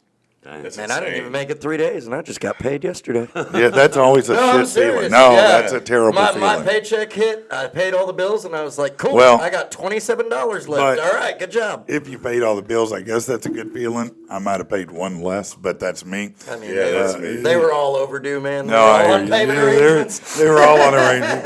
There was no more extensions here to be given. I get you on that. I go with the backup through Cash App, where it lets Yeah. you like do the afterpay. So I'll Oh. pay the bill, and then Yeah. I'll be like, "Let me just get that money back. We'll push it off a little bit longer." Yeah, I just put all their What- names in a hat and took one out. That's who. that's the way to do it. What are you talking about? What is this after? What are you talking about? So if you, I'm a big Cash App user. Well, I'm a Cash App user, Okay, but I don't so know about this. they have two different things. One, you can eventually get approved to like overdraw your account. Oh, okay. But then they also have a afterpay feature where like if you go to Walmart or whatever, Right. buy pizza, and you can go through your transactions and it'll say like pay over time available or whatever. And you click on the transaction and click on the button, and it'll deposit the money right back into your account and then give you like 4 weeks to pay it. Really? Yeah, So it's So really they're cool. paying it Cash for App. you like a credit card. Yeah, basically. Now there's like a limit on how much you can do it. right, but it's but- like a little loan. Yeah, it's cash like a little advance. loan. Yeah, like a little cash advance. Yeah. It's like, fees pretty steep on it, I bet. Yeah, well, not bad. I mean, it's like, I think, so there's one part that I had taken a loan for, whatever, altogether it was like $400 back. Yeah. And then I had a month to pay it, and it was $420 that I Oh, had well, to that's pay back. 5%. So, not bad. Simple math. Yeah. Simple interest. That's 5%. That's pretty cheap. Yeah. use of the Really money. cheap. yeah. Yeah, no, that's cheaper than a lot of things. Yeah. It's a cool little feature that certainly Yeah, I has didn't even know helped about me it. out. I've Yeah, never man. tried it. That's interesting, though. Yeah. I don't It's, want to be any more in debt. No, I'll when just he pay it told out. me they'll let you overdraw, I was like, Yeah, I don't know about that. But No, look, if you're going to play that game, and I don't advise anybody play the game, but I do understand sometimes you got to play the game, then you go overdraw it all at once. all at once. That way you don't Oh, yeah. have 5 different charges for $40. Well, on they your don't even account. charge you for it. Well, I'm talking about at the bank. Oh, at the bank. Yeah, if you overdraw at the bank, if you have Yeah, then you got to pay then those you're like paying those $36. $30 each time. every yeah, time. every time. But if you wait and everything clears and you go withdraw, but maybe $10 or whatever, then you can get into your overdraft, and you'll ride that with just that one fee. Yeah. And- I had to and stop doing overdraft. It was killing me. No, I don't do it on my business account. They said, "Do you want to overdraft on a business account?" I said, "Hell no, I Oh, don't. no, I don't. No, I do I'm not. already in the debt up to No, my eyeball. I don't need it. I don't. Shut it I down. try not to float myself if I don't have to, man. Nearly 2/3 of respondents' paycheck goes towards needs, food bills, housing. Only 16% ends up in saving. Another 16% spent on wants or fun things. The majority of those polled live on a tight budget in the days leading up to the payday. Only 20% don't run out of money before they get paid again. We've all been there where you're sitting there looking at that account, or you're waiting on a check to hit, and you keep refreshing, hoping it's going to hit, any minute. I've been doing that for the income tax. Yeah, no, it's that. Yeah, I Right. feel you on that. Idiot. Yeah, I feel you on Those were that. so slow coming back Yeah, this year, man. They got this IRS app. It's like you've exceeded your limits of checking today. Check tomorrow. No, it's, I remember when they were like, expect it between mid to late February, and I'm like, it doesn't get much later than February 28th. Like, yeah, no, it is late February. yeah, no, we're there. We're there. Yeah, were your would you say when you grew up, was your family poor, middle class, wealthy? Where what was yours? Middle class to poor, like right on the line. I mean, when I was growing up, both parents had a job, but then Yeah. later on, like my teen years, one of them lost their job and then decided to stay at home, and then all of a sudden, the bills and It everything tightened up. started. a Yeah, little it bit. tightened up Yeah, a lot. So. yeah. What about you, Eddie? I would say on the middle class to low class, single mom. I mean, Yeah. but she never let me know. You never knew what I never the stress knew. was. I always ate. I always was able to take a Yeah. shower, had a roof over my head. Yeah, no, that's good. That's good. What about you, man? Oh, shit, it's almost poor. I was pretty much dumped off. Me and my brother dumped on my grandparents. They already had 2 kids. My family's weird, so they had 2 kids that were roughly mine and my brother's age. And, Yeah. man, I pretty much grew up on a couch, Wow. my whole life. But Yeah. grandma was the type of person that can make something of nothing, like Eddie's talking about. I never Yeah. knew that we didn't have food, but it was just my grandpa making the money, and he done had a few heart attacks, and he ended up kicking it. That's why I, went to school, went to work early. Yeah, I wanted to help something. take care of the family. So So I started off doing. I was doing that, and then my grandmother kind of turned to the alcohol and whatnot. So I just kind of went on my own way at that Yeah. point. So at 15 to 16, I just was been out on my own ever since. see, that's why I left home at 16. Yeah, I was paying bills. I was roommating with a fellow when I was 15. And, See, I was literally going to high school and working full time. yeah, Yeah. crazy, man. It was crazy. Yeah, and we were lower middle class or poor most of my life. There was only one period of time where my dad got a little bit of money from a company he had. That didn't last long. The IRS got him, but for a brief period, he was fake rich. We fake had a shitty boat. Right. And he had like the oldest diesel Mercedes I've ever seen. Nice. But he had a Mercedes Right. in the front, in the Right. driveway. Mercedes, yeah. And so to him, he was hitting licks. Moving on up. Right. Yeah, and that lasted about a year before the IRS said, "Yeah, we'll take all that, thank you." Yeah, Hope you enjoyed it. Yeah, no, it does. Well, when you're a kid, it doesn't take much to make you think somebody's rich. These people over at Barstool Sports ask a simple question: what were simple things you thought made people seem rich when you were a kid? Cable TV. Yeah, was that one? I mean, if you had cable TV, yeah, you were. I was looking up were to up you there. like, All right. hey, Well, you've let's- got 80 channels and a remote. I've got 3, and I am the remote. All right, let's see if you guys would have seen if your friend had this. Would you have thought they might be pretty? Golly, it was rich? always like the newest bike. a pool table. You know in what your I mean? house. A pool table. If you had a pool table in your house, would you have thought that kid was pretty Yeah. pretty rich? Well, or a swimming pool. Yeah, swimming pools definitely. Oh, They were If you have definitely a rich. pool, Sure. you got money. Yeah. That's at least in that era. That's Yeah. what you thought, right? A cleaning person, if they had a cleaning lady. Yeah. Yeah, we did not. I was the cleaning lady. A boat, if they had a boat. Oh Yeah, yeah. for sure. Yeah, Oh, yeah. yeah. Again, my dad's shitty boat was still a boat, and It was a boat. yeah, I think we took it out all of twice before the IRS took it out and had fun with it. Whatever they did. You have to take a bucket with you in the Video boat. games, video game console. Yeah, all my friends had the latest, well, it was Atari, but then it was, what was after the Atari? Nintendo. Nintendo, Sega Genesis. Yeah, they had Super Nintendo and all that, and I was Yeah. like, wow, that's awesome. I remember I'd walk to school every day and go to my friend's house because he had an Atari, and I'd go there and play Atari before school. Right? And I thought, yeah, he's rich. He's got this Atari. This is the coolest thing I've ever seen in my life. Of course, kids today wouldn't play that for 8. No, I'd rather have one of those, go back old school. I got a buddy who has all those systems and a lot of the games, and Right. he plays them now and again. Yeah. We broke out the Nintendo 64 and we're playing all kinds of Duck Hunt, crazy. Mario, all of it. Yeah. And I was like, wow, this is wild. That's Richard, awesome. Richard's got all those. Oh, Richard does. He's got every game console. You Yeah. can go. What's something else that might have made you think somebody was rich? The clothes they wore. The clothes. Oh, yeah. Yeah. Oh, the yeah. preppies. The preppies. Yeah, the preppies, the Abercrombie The name brand, Fitch. Yeah. When I was in school, it was like Polo. starter jackets Yep. and Jordans. Yeah. Starter jackets were really, really big before they were at Walmart. If you went to the mall to go shopping for clothes, yeah, you were. You were pretty set. Yeah, you I was were. still over at Kmart, with No, the it- girl blast. Yeah, me too.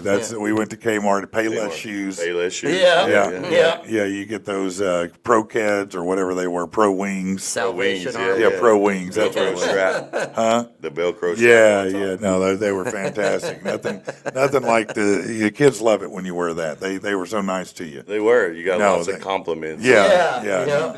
No, I remember, man, this guy, he walked up and he goes, "Yo, man, are those GTs?" And I thought that was cool. So I was like, "Yeah." He goes, "Yeah, good and tacky." And I was like, "Man, you son of a bitch." Hey, kiss my ass. Man. But I didn't know any, I didn't know. No, man, I mean, I didn't Like know. my mom bought me till some they told shoes. me. That's awesome. You know what I mean? I got some new shoes. I don't Yeah, even shoes. I'm not barefoot. Yeah, no, I feel you on that. Did you spend most of your time outside as a kid? Oh, yeah. Yeah, I would leave in the morning on my bicycle and leave miles away. Yeah. And I come back till dark. Growing up in Aberdeen, I don't know how my grandma would probably feel now, but I remember going down to the river and staying all day down there. We'd be swimming across it and everything else, and I'm probably, 12 years old. Yeah, you no business. And there ain't Yeah. no way I would let my kids. No, Not to hell no. no. I mean, think about that. I mean, literally, you're down at the river, which is, first of all, the river by itself is dangerous to swim in. I mean, the undercurrent could kill you The White quickly. River, oh, yeah. Yeah. Number two, though, you're down by the river. Anytime there's a river, there's vagrants. Yep. There's going to be crime. It's going to be a problem. Well, not down there. I mean, where we grew up, it's one way in, one way out. Oh, okay. Aberdeen, Arkansas, you go down to the boat. Oh, well, yeah, that is And then different it than was- the Arkansas River, isn't Yeah, it? and it was four-wheeler trails, that take you 5 Okay. miles back in there. Well, you were probably all right then. Yeah. I mean, we could have drowned. Or, But could've today, drowned, today you wouldn't let your kids go down there. Hell no, man. No. Oh, weirdos and No, I knew exactly where my kids were going, when they were going to be back, and if they weren't, it was a problem. Yeah, how come you're not home yet? Yeah, no, there was never a time I said, take your ass outside and don't come back until lunch. Right. How many times did you hear that? Oh, every day, every weekend. Every day. Every weekend, man. You want water, get that hose out. Yeah. Yeah, And you better not get a drink too fast because that shit's going to scald your mouth. it's gonna be nasty. And if you ever wondered what a condom tastes like, I don't know, but I suspect hot hose water is it. Man. Yeah. Yeah, because it is pretty rough. I can remember as, a young, 5 or 6 years old, mom putting me and my brother outside after breakfast in our underwear, in our tighty whities, outside till lunch. We'd come in, we'd eat lunch, we'd take a nap. As soon as we woke up, we'd go back outside Yeah. till Dad come home. So he was outside all day long. All day. There ain't no coming in. No, or you'd hear in or out. Yeah, In or out. Yeah, in or out. I'm Make not up your eating the mind. outside, or I'm not cooling the Right. outside. Yeah, I remember Yeah, hearing you that do one. hear You're not taking all this food and snacks and popsicles outside for your friends. No, I can't feed the neighborhood. Yeah, Stop doing yeah. that. Yeah, no, that you I can can't. barely feed you. Yeah, everybody's not getting Kool-Aid. Stop it. I be saying that now. My kids are like, can so-and-so stay tonight? I'm like, hell no. I don't want to feed no extra kid. That extra mouth. Yeah, man, it was pretty wild, because I think about, the 80s, 70s, actually 70s and 80s were the heyday of, people being serial killed or abducted or things like that. And I'm like, man, I never had a friend go miss nothing. Right. But you didn't hear about that until you got home at night, until your parents were watching. Oh, well, the right. news. You didn't know all that was going on. No, well, we didn't It have, wasn't a big thing back then. people weren't as paranoid because there wasn't news all the time. Right. So, we've had to, one thing that, and I think everybody felt this way, but, for the first part of this year, it seems like, man, I don't want to get on an airplane to save my life. Like a lot of things seem to be going wrong, don't they? But statistically speaking, Yeah. we're a third of where we were a year ago or 2 years ago. It's just that the media covers it a lot more. Right. So all of a sudden you get worried about it a lot more. We didn't know what to worry about back then because the only time you'd worry is if they told you on the news to worry. Right. You didn't know otherwise. Yeah. You worried about, and most of that stuff wasn't even in your area. You're talking about wars, talking about this. So we just, did our thing. We didn't give a damn. Now kids got everything in the world to worry about. At 11 years old, they're people are trying to recruit them to be an activist or a climate warrior or whatever it is. All the predators. Throw all that stuff on them. Well, it's like, Yeah. man, sitting out on my shop on Park Avenue, in the 90s, they said that place was rough down through there. Yeah. There was gunshots all the time and whatnot. But, it's starting to pick up and look better. You see all the homeless people. When I first started building the place, you could see a lot of them. Then when I got it built up, it kind of was the winter time. Now they're starting to come back. Well, me and my barber guy that's there with me, Spike, we're sitting out front, on the stoop. And, man, there's this little girl. She's probably about 11, 12. And she's dressed really nice, and she's riding a bicycle with a helmet on. And she's going down Park Avenue all the way around to Central, and she's making this big old circle. It's taking her probably 10, 15 minutes to come back. And I'm like, in my mind, there's no way I would let one of my boys that age drive that Much less a girl. with all these crackheads and stuff. Hell no. Well, first of all, just riding your bike across the roads around there is a lot. But second of all, with all the crazies. Well, I got to thinking, people set up, predators and stuff like that. It happens. And I was like, man, maybe she's part of a sting operation or something. You're saying she's the bait. I'm watching the bait car. She's the bait bike. Driving by, boy. Yeah, they were trying to get you. That's what was going on. They were trying to get you two on the stoop there, like see if you'd take the bait. Well, good thing you didn't. Good thing you didn't, huh? Ted Hansen walks out of a bush somewhere. Sit Yeah. down for a minute. Let's have a Man, you see all kinds walk through there, man. They're flying, buddy.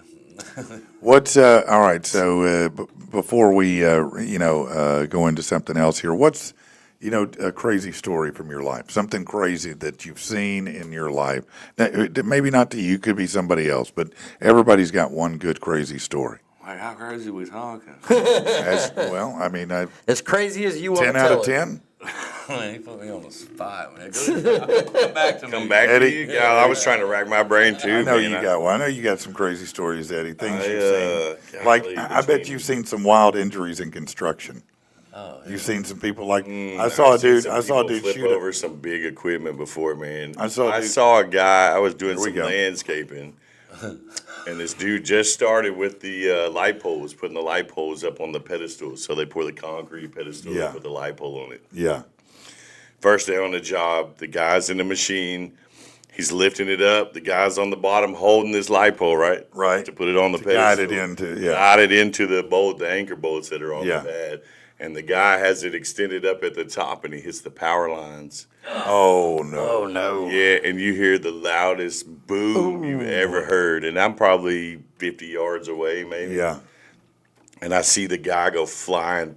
He goes about 100 yards.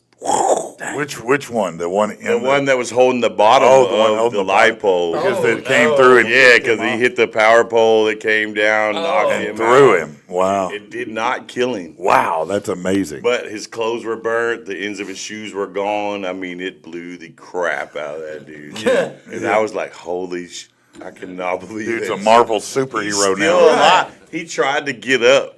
10 minutes after laying on the ground, the dude's like, all right, I'm ready to get up. They're like, no, you're fired, man. They fired the dude. Which one? The driver? Both of them. Both of them. They fired both of them. I'm like, why are you firing this guy? This guy was down there doing what Barely he was supposed alive, to do. man. Yeah. That's Yeah. probably one of the craziest things. See. He got fired before he hit the ground. Yeah. I've always heard that. Yeah, no, that's true. He was definitely fired. That we want to avoid this lawsuit All here. right, I got one little crazy. I knew you would. It's not as crazy as Eddie's, I don't think. Well, this just recently happened. So my shop's on Park Avenue, and it's a pretty busy street. Yeah. Running through there. And I'm right here on this corner, and we got these big boulders, and there's a crosswalk, that goes in front of our shop. And I got a guy laid back in my chair. He's got a hot towel on his face and stuff. This big old guy comes in, man. He's a good-sized dude. But he's got one of them man purses. You know what I'm talking about? Yeah. I know what you mean. I know exactly what you mean. He Yeah. was coming in and asking for a Pacific Barber that wasn't there or whatnot. And we chopped it up with him for a minute. And he walks to the door and he opens it up. And as soon as he opens it up, this big sucker, man, just turns around and takes off running back to the back of my shop. And I'm like, he's running, you know what I mean? That makes me wonder, do I need to run if this big guy's running? And then I start hearing all this loud commotion and stuff. So, I start taking off, and my dude's still in the chair. He done popped This up. dude's laid back. Should I be worried? So, and then I look at the glass. My barber station's I got a big glass to the street right there, Yeah. And man, he has a 2500 big Chevrolet truck, man. And this drunk chick, she was coming straight from my shop. When he opened that door, he said that's what he's seen. She was coming directly for him. And she hit these big boulders, which directed her to hit the back of his truck that was parked. Oh, okay. Right out in the street. Man, this chick hit, and the whole ass end of her ride just comes up. Yeah. And I see her face hit the airbag, you know. I seen it bounce off. And Boy, you knew that was going to be a good lick on that. She's going to have. Man, her eyes rolled in the back of her head, and blood just come out of her ears and everything. And man, people were coming from like a mile down the road because apparently she had a flat tire blowout. Then jumped the curb, and she's making this loud noise all the way. Yeah, and she's throwing sparks down the road. Yeah, and so She was really pissed. He must have really done her wrong. Oh, she was stupid drunk, man. Stupid drunk. Yeah. And she was like day drinking. It was like 1 Oh, o'clock. It was like 1 o'clock. Well, if in you're the day. that drunk at 1 o'clock, something's really wrong. Yeah. But I mean, that guy just walked out. I mean, It ain't your birthday. If it would have been another second or so, you know, he could have been in between his truck. Yeah. and his Right. car, you know, and it ended up totaling. Well, it didn't total his truck, but his truck hit the car in front of it, which was the guy in my chair. Oh, no. It totaled his car, Oh, wow. and then we got new crosswalks out of the deal because she's like. So did they come get her? They arrested her, I guess? Oh yeah, we pulled her out of the car. Some guy walked by and pulled her out. I was like, you don't need to get her out, but they put her on the ground, and then like she was trying to get up and run off. I bet she was, That yeah. bloodstain's still there, isn't it, in the So- street? Yeah. So the guy come back, you know, a couple weeks later to get his haircut again. Was asking, hey, what the insurance say about your vehicle, and you know this and that. And apparently the lady had just the day before got public intox, already had 3 DWIs. Oh, she's going to prison. Like she shouldn't even have been Oh, driving. yeah. She shouldn't Yeah, have- no, if you got 4, She- you're going to prison. But she had money, man. She was in one of them Infinities, SUVs. that- Like, yeah, I've got one of those, the big one, the school bus looking one. Yeah, it looked like it was an $80,000 vehicle. Yeah, it is. It's at least that. It was a big They one like started that. that. Yeah, she smoked that thing, man. I said, oh my God. No, we have one, and I did not buy it new, and I did not pay anywhere near that amount for it. But you know, I'll tell people, you want to see a $90,000 vehicle? There it is. And I didn't pay 90 for it. I paid under half of that. But that's what it ran new. You know, I kept the sticker on it because when I saw it, I was like, God. That's I never thought in my life I'd have a vehicle that at some point some sucker paid 90 for. You know, not me, but some sucker did. Right. You know, You left a sticker on it? well, it's in the glove box. The original is, and Oh, I the just big kept one. it. Yeah, no, I don't ride around I would with have the left price the sticker. sticker on, like, yeah. No, that'd be that's great. Yeah, just keep riding with the original OG sticker forever. No, that's great. Just seal it That's to the rich. window. That's what I consider rich in my book. Yeah, right. Yeah. 9,000 vehicles. Oh, geez. Yeah, no, it absolutely. But you know, these new pickup trucks, a lot of them are $100,000+. Just for a Chevrolet Isn't, truck. isn't that insane to think about? You know, because trucks now are as nicer than these damn Cadillacs. You know, when we grew up, a truck was a utility vehicle, and in the everything in the purest back sense, of yeah. it, yeah. If you bought the best of the best, you'd have maybe leather seats or something like that. Right. But you had a bench seat. You had a floorboard that probably didn't have carpet. It was like that rough vinyl or whatever. Yeah, that rhino lining. Yeah, and there was nothing sexy inside of it. You know, a shitty radio, and that was it. You You know, could go off road. That's about it. if you had 4 wheels, yeah. Yeah. Yeah, and now, man, these trucks, I mean, the tailgate's got more technology than the entire truck did. Yeah. That's down by itself. Yeah, man, Picks it up just by the itself. tailgate Folds in does half, everything. 6 steps. Yeah. Got a vacuum attachment you hook to your junk. I mean, Yeah, it's yeah. got everything. I got a good friend, David Mason. He Who? David Mason. He ended Okay. up going back to Texas, but he's got a brand new Z71 top of the line truck. You know, we're riding around looking at properties and stuff, man, and we're pull up and he's got the backup cameras, you know, on the screen or whatnot, right? And you can actually see in real time, like, aerial view of his truck backing up. And I'm like, man, I'm sticking my hand out the window. You're trying to figure out where the drone Where's is. the camera at? Yeah.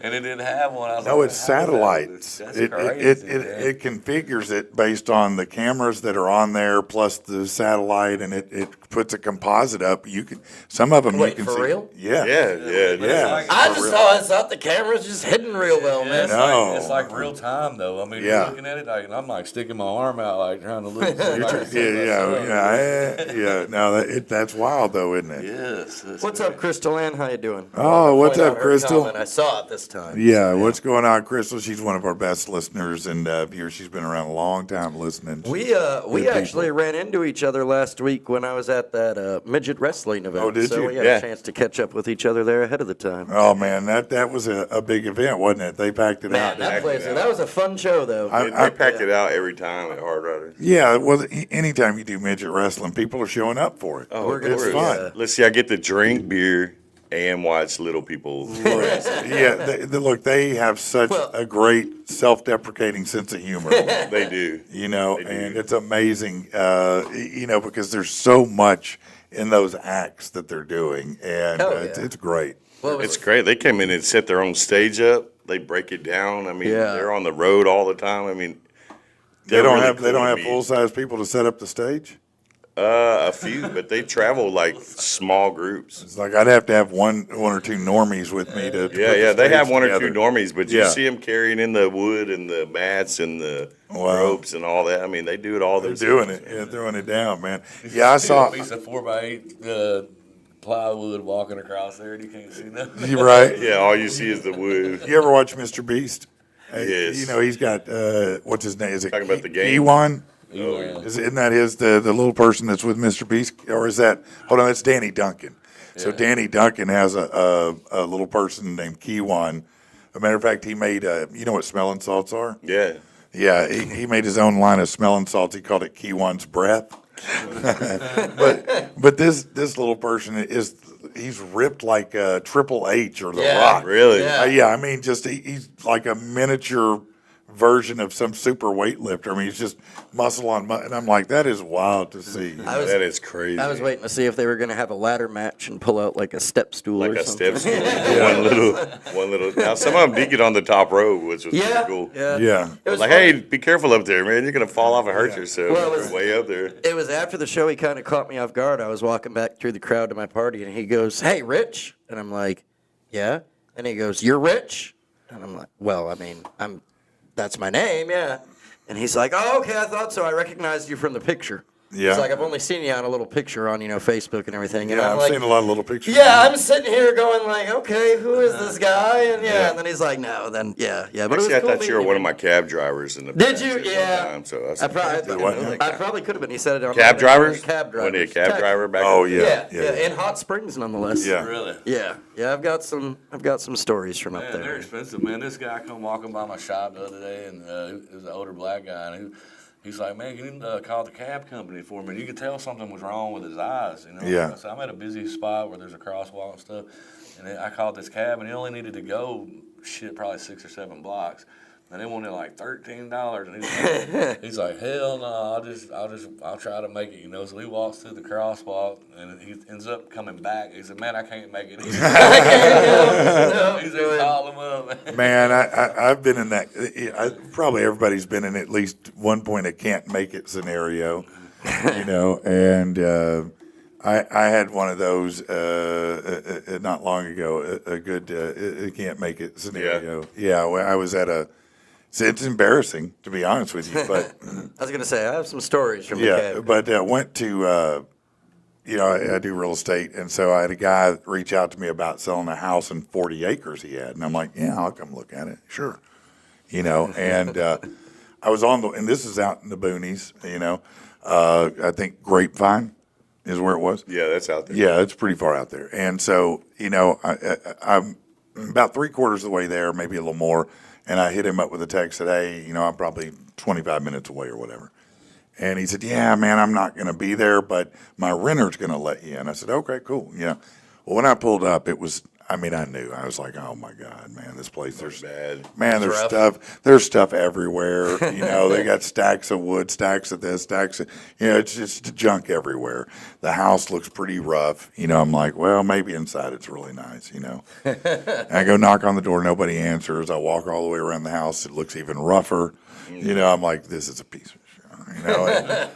This house needs a demo ball, a wrecking ball is what it really needs. But and so, by the time I get back around, I knock again, nobody answers, and I'm like, you know what? He said the renter was going to let me in. I bet he left and just left the door open. So I Oh, checked. no. Yeah, I checked. Oh, the, no. the door's open. So I go, hey, anybody here? Anybody here? Nobody there. So I walk around. I'm looking at it. I do take all my notes so I can talk to him afterwards. And I'm just about to walk out the door when it hit. I was like, oh, God, I'm going to have to go to the gas station right now. Oh. And I stepped out. My first foot hit the outside, and I said, I'm not going to make it to the gas station. So here I am, Nobody's home. You're at a nobody's rental home. I'm like, house. all right, let me just, the first bathroom was undoable. I couldn't even hover and make that work. It Oh, was so that's bad. not good. So I had to go in the master bathroom, and boom, you take. I mean, it was instantaneous. yeah. It was fast. But as fate would have it in my life, I'm like, yeah, that was fast. That's good. Let's knock this out. Hit flush, and guess what? The water starts coming up. I'm like, oh, no, not here. So I turn off the water behind the toilet real quick, and then I'm in this man's house, which is full of shit everywhere, trying to find a plunger somewhere. And nobody's home. You're in somebody else's house. And I'm scared to death that Dropping the any deuce. minute this guy's going to show up. I'm going to be, just have taken a shit in his You need bathroom. water that deep in the Yeah, bathroom. yeah. And I'm going to be, So finally, it took me about 15 minutes, swear to God. It was like in some place it was crazy. I found a plunger, got it plunged, and, got it taken care of, and walked out the door. The guy was pulling in the driveway. Oh. And I was Right like, in the nick of time. oh my God. I was like, yeah. called. That was a close one, yeah. Yeah. And For I both of you. was still like, he might have walked in there later. That's not my brand. I don't know that brand. What is Somebody's that? been in here. Yeah, like Goldilocks. Did he catch you in the house or? No, well, he knew I was in. I mean, he knew who I was. Did he pull up with you who had been in the house? Yeah, I was walking out the door when he was pulling up, and I was like, "Oh, yeah, I'm Patrick the realtor." Oh, yeah, he told me about you were coming. I said, "Yeah, man, nice place." They didn't tell me you were going to brew the stew. I was to say if he didn't know you was in there, you could go in there and act like you was doing the whole process, like you just got there. Oh, right, like I Man, just what started. the hell is it smell? Yeah, I could Or have. if you'd have caught you in the bathroom. Yeah, right. That probably would have been a better scenario. No, that was going to be. You probably get shot. Some man walks in his house and you're taking in his master Nobody takes a bedroom. crap in my house. Right. That's right. No, you got to go, man. No, hell no, man. Yeah, no, we've all been there in those moments, where it's I had to build him his own office in the Beard Bully manufacturing spot back there. you do what now? I had to build him his own Oh. office. He built me a bathroom in the back of the production. But it says Eduardo. We're gonna put Eduardo's office. That's great. That's great. All right. So again, very quickly, if they want to learn more about Beard Bully, AmericanBeardBully.com. Is that Yes, the website? that But is you're the also on website. Facebook, right? On Facebook, yes. Okay. And tell us again about the event, when it is, and how people can get involved either with a beard or as a spectator. Or without a beard. Yeah, you don't have to be having a beard. Like I said, Whiskerinas, that's for ladies. They can enter the category, build their beard. We got a kid craft section. They can build their beard. We got There's a mustache. mustache. If you just have a sweet mustache and like outlaw Yeah. chain, Yeah, you like know, with the curls with and the the curls it up, we have a ginger, partial. a ginger category because it is St. Patty's Day. So Oh yeah, yeah, the little ginger. So all the gingers. yeah. Did they win a soul? We Probably work some out. we didn't hit on it. My boys at Integrity Pawn Shop there in Hot Springs, Arkansas. Oh, yeah, great guys, man. The dudes, I love them. They come to my shop. They all get haircuts by my the other barber in my shop, Spike. Yeah. They have they donated a Texas Radical AR-15. Oh, nice. Nice. 100% proceeds. Like they're not making no money off of it. We're doing $2 raffle tickets. Oh, that's dope. If you sign up for the competition, we're going to give you 25 tickets for just joining up. So it's like you either get in for half price or you get half price tickets for 25. That's cool, Nice. man. That's cool. Just kind of give them incentive to, sign up for the categories or whatnot. Sure. Now, if I want to enter my beard in, if I want to enter in this, Okay. Your stubble. you just show up. Do you sign up on the Show up. Facebook We'll what do have you do? somebody there that'll be doing registration. You Okay. can pay right there. You can sign up, get Or your like number. if you go to our socials, we do got QRC codes. You can go and pre-register. Okay, you can go ahead and register now because you know your beard's going to dominate, and you want to go ahead and get registered now, right? So like this is the 5th annual, and we've been trying to get to a point to where it's nationally, because this is a national thing. Yeah. They have a national every year, and then they have a Worlds. Well, Worlds is every other year. It'll be in like the UK or it'll be here in America. With us being this our 5th year, that kind of puts us in a national standing. As long as everything we're doing is national rules, so that puts Arkansas and gives us a chance to hold a national. To hold a national, Yes. And most of these beard competitions are usually presented by a larger beard brand. Yeah. And that's what we're trying to do. What does by the way, the winners, do they get trophies? They get prizes? We have trophies. We have a best in show. We actually have a Stanley Cup. Oh. But it's the Stanley Cup. Yeah, I got you. Stanley Cup. No, I got you. Yeah. And it's a beer sign. Okay, that's cool, it's man. a modernized beer sign. Yeah. And our boy at D2Z Designs will be doing all our laser engraving. That's cool, man. For all the trophies. Yeah, so you could rock a nice trophy or prize for your beard. Take that to work and tell everybody, hey, And then from like don't mess with me. I got this. From 3rd place up to 1st place, they all get a little something every year. If we do something for veterans, it may be dog tags or this year I think they made some medallions out of wood, and then the D2Z etched on some sweet stuff on them. And you get bragging rights. Yeah, you get bragging rights, and you're helping children. All the money we're having, we'll be selling barbecue. There's a full bar. We have lots of expensive whiskey bottles, full whiskey bottles that we'll be raffling off. We're going to auction the liquor bottles. We also got tattoo raffles for Pale Horse Tattoo there in Hot Springs. Sounds like you got a lot of things. Yeah, man. DJ, a band. Wait, you can get a beer. Stuff. You can get a beer. You can get barbecue. I mean, it's going to be a good time. Yeah. And it's family. Yeah, you bring the kids, the wife, participate, all that. Well, and I was looking kind of at it yesterday, last night, checking it out on Facebook and everything, and I noticed because I have I like my beard. Yeah. I keep it short, and I was like, oh, there's no way I get into this. I mean, these guys, grow their beards for years and got the long, beautiful. But there is a category for even somebody like everybody. me. Yeah, we have like a 0 to 3 inch beard. Yeah. Partial beard. We used to have a Joe Dirt. Beard.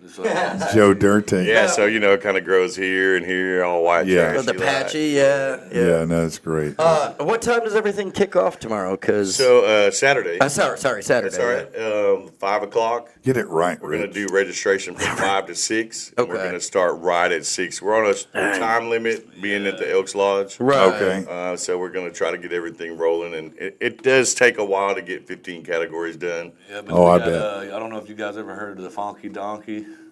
The what? Funky Donkey Blues guy. No, but it's. I thought that was a position. My bad. Funky Donkey, man. Now he does blues, and the guy named Gil kicks it with him all the time, and they're gonna do a little duo blues set from 5 to 6. Oh, that's awesome. While we're doing the registration. Yeah, and then we got my boy Nick from All the Way Up Entertainment doing the DJing. Oh, hell yeah. So he's gonna set up a 360 photo booth, and he'll have the jams kicking while Anna and Eddie are emceeing the event. And so it's kind of like, man, it's a big event, really. Yeah, it'll be awesome. When these guys walk up, you got Anna and Eddie talking, smack, and then you got the music for each contestant coming up. Yeah, that's great. They come by the judges' table. I'll be one of the judges. We got George Anderson. Listen, next year you need to get Rich to come I was just thinking that. You need to get Rich to introduce the guys walking up.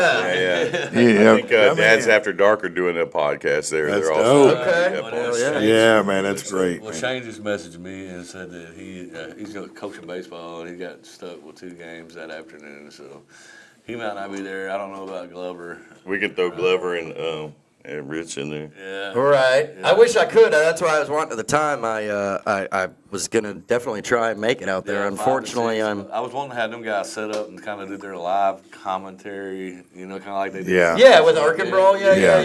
Yeah. But I want like a golf kind of scenario. Yeah, that's fine. Quiet over there, but. Well, y'all hit me up for next year. Unfortunately, Saturday I'm booked in Leechville to announce for wrestling. Yes. But, man, y'all hit me up for sure. I'd love to do that with y'all. Most definitely. That'd be great. All right. Yeah, we're always looking for sponsors. Yeah. By the way. I was going to say, I see Tiffany Holt commented that TT's Treats is going to be there. Oh, yeah, that's great. Seeing that bread the other day. Yeah, that's great. That's great. Sweets. Yeah. Yeah. Let me mention a couple things, and then we're going to do an edition of This Shit Ain't Funny. So if you're looking for some brew today, head over to Stone's Throw Brewing. They're at 402 East 9th Street. It's Thursday, and so what do they do on Thursday? Well, they have taproom trivia at 6:30 p.m. First, second, and third places win prizes. They got 14 beers on tap there. Look, Theron loves beer so much, he was a commercial airline pilot, quit that to do Stone's Throw. Nice. That's how much he loves beer. So you know he puts a lot of heart into it, a lot of love into it. Go over there and get some of that today. It's good stuff. And that might be the warm-up act, because if you want to hit up, pinball, cornhole, pool tables, karaoke parties, then you want to go over to the Drunken Monkey over there in the Cabot Jacksonville area. It's at 7619 John Hardin Drive. And Brandon over there, man, he's got some really cool pinball machines. They've got some great pool tables. Their pool tables are nice. They're very nice. Like, I went over there after the midget wrestling and just decided to check it out. And Yeah. I mean, it's right across the highway from Yeah. me. Why not? Yeah. And dude, it's a nice place, man. Check is it out very nice. for real. It really is. They got a nice stage over there for performing. It's a really cool place, without a doubt. All right, let's do this before we go.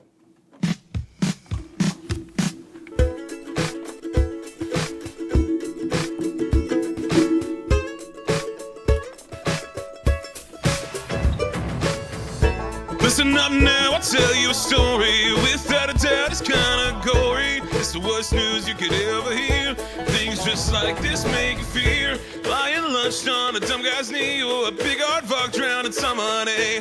Why you laughing? Why you laughing? This shit ain't funny. It might be. Might be funny, actually. I gotta ask real quick. Did you get your hat from the hat shop there in Hot Springs? I don't have a hat, No, Rich. no. You drunk? Yeah. I got this one actually in Chicago. Did you? Okay. I've always just been a fan of the fedora style. Yeah, I wear one every day. I had a guy that I cut not too long ago, and he's like, man, he started talking about fedoras, and he said, man, I'll come back, and he brought me back like 10 old, from New York. They were still in the hat boxes. Wow. You could pull them out, and you could smell the old man brood on these things. Yeah, Wow. man. A couple of them was probably 100 years old. Wow, that's cool. And I was like, what do you want for all of them? He's like, well, I want $20 a piece. And I said, well, I couldn't afford them all. I just started barbering, Yeah. I was like, man, I can't afford them all. I said, just let me pick the ones out I want to get. He said, well, I'm going to keep certain ones, and then you can pick from them. Yeah. Well, he wanted to keep all the ones that I wanted. So I was like, man, let's work something out. And he's like, well, how about you give me $50, and then we'll do a haircut and a beard trim for free. Oh, yeah, there you go. Okay. And that got me started. So I barter like haircuts and beard trims Yeah. all the time. Yeah. All the time. Like I got my yard mowed, and then we got a pretty good 10-acre lot. And then these two boys would come by, about every 2 weeks and mow the Yeah. grass. And That's the way to do it. Haircut and a beard trim. The man. barter system, baby. You got to nowadays. I'm always bartering, man. All right, so let's get, this is bad business right here. Ghost Adventure star Aaron Goodwin's wife, Victoria, has been arrested on charges of soliciting to commit murder and conspiring to commit murder. According to a representative from Clark County in Nevada, Victoria, who's been married to the reality TV star since 2022, was arrested and charged March 6th. She's being held $100,000 bail. She's going to be in court. She was in court yesterday, but police told TMZ that she had been messaging an inmate in a Florida prison about a possible murder for hire plot against her husband. Am I a bad person because I chose to end his existence, not divorce? She asked the inmate in a text. Yes, you are. Yes. Yes, you very much are. Victoria allegedly denied plotting to have her husband killed and wanting him dead. Additionally, she told law enforcement she had no recollection of sending the messages to the prisoner and was under the impression the money exchange was for a cell phone. Right. Sure you did. 1 week before her arrest, she shared a photo of herself and Aaron along with their pet cat cuddling on the couch. Both Victoria and Aaron have shared multiple photos of each other on social media through the years. Aaron told TMZ he was blindsided by the plot because he believed they had a happy marriage. Yeah, that would suck if you think everything's going good and then you find out your wife's trying to hire someone to kill you. That's a tough moment right there. Kind of turns everything around, and Well, it does. It's either going to make it better or worse, one or the other. Probably worse. Is there counseling for that? Man, I don't know if you maybe can you overcome that. I did want to have him killed, but I don't anymore. I think I've changed my mind. He's turned out to be a really nice guy. Right. A deranged driver opened fire on a 15-year-old boy and a woman in broad daylight during a road rage incident in Philadelphia Monday. The footage, which is really frightening, from West Philly's 42nd Street and Girard Avenue, shows the moment the suspect, who is yet to be publicly identified, drive by the victim's car about 7, pulls out a handgun, and just starts firing on the vehicle multiple times. He shot the teen in his arm, a graze wound on the woman's chest. Somehow, though, they survived. It also caught the moments just before the shooting, which shows the suspect angrily yelling at the other car with his head out the window. After shooting, the suspect fled the scene in a 2017 Civic. I think it's good mileage, though, so he can get a good ways, The car did have damage on it. It was missing both quarter panels. Yeah, that's going to be pretty obvious there when you have that. Missing hubcap. Yeah, missing hubcap. Yeah, that's always a good one too. All right, and let's see one more here. This is right out of a horror movie. It's not good. A Connecticut mom allegedly held her severely emaciated stepson in captivity for decades in something out of a horror movie before he set a fire in their home to escape. Kimberly Sullivan, 56, she was arrested Wednesday, and they should just, when in court, they should just roll out a tarp, shoot her, roll it up, and say thank you. But she was arrested and charged with an unthinkable crime about a month after the shocking living arrangement was uncovered when the fire happened. She fled the home, and her 32-year-old stepson was later pulled out by firefighters. He weighed 68 pounds. He's 32. 68 pounds. Yeah. As he received treatment for smoke inhalation and exposure to flames, he told first responders that he set the blaze to escape. He said, "I wanted my freedom." He had been held captive since he was 11 years old. Wow. Damn. Yeah. Like I said, he was emaciated. He'd never received any medical checkup or dental care since he was a baby. He told authorities when he was a little boy, living with Sullivan, his dad, and his siblings, he even drank out of the toilet bowl at times because he only got 2 cups of water a day. He also claimed to steal food from other people and even ate out of garbage cans.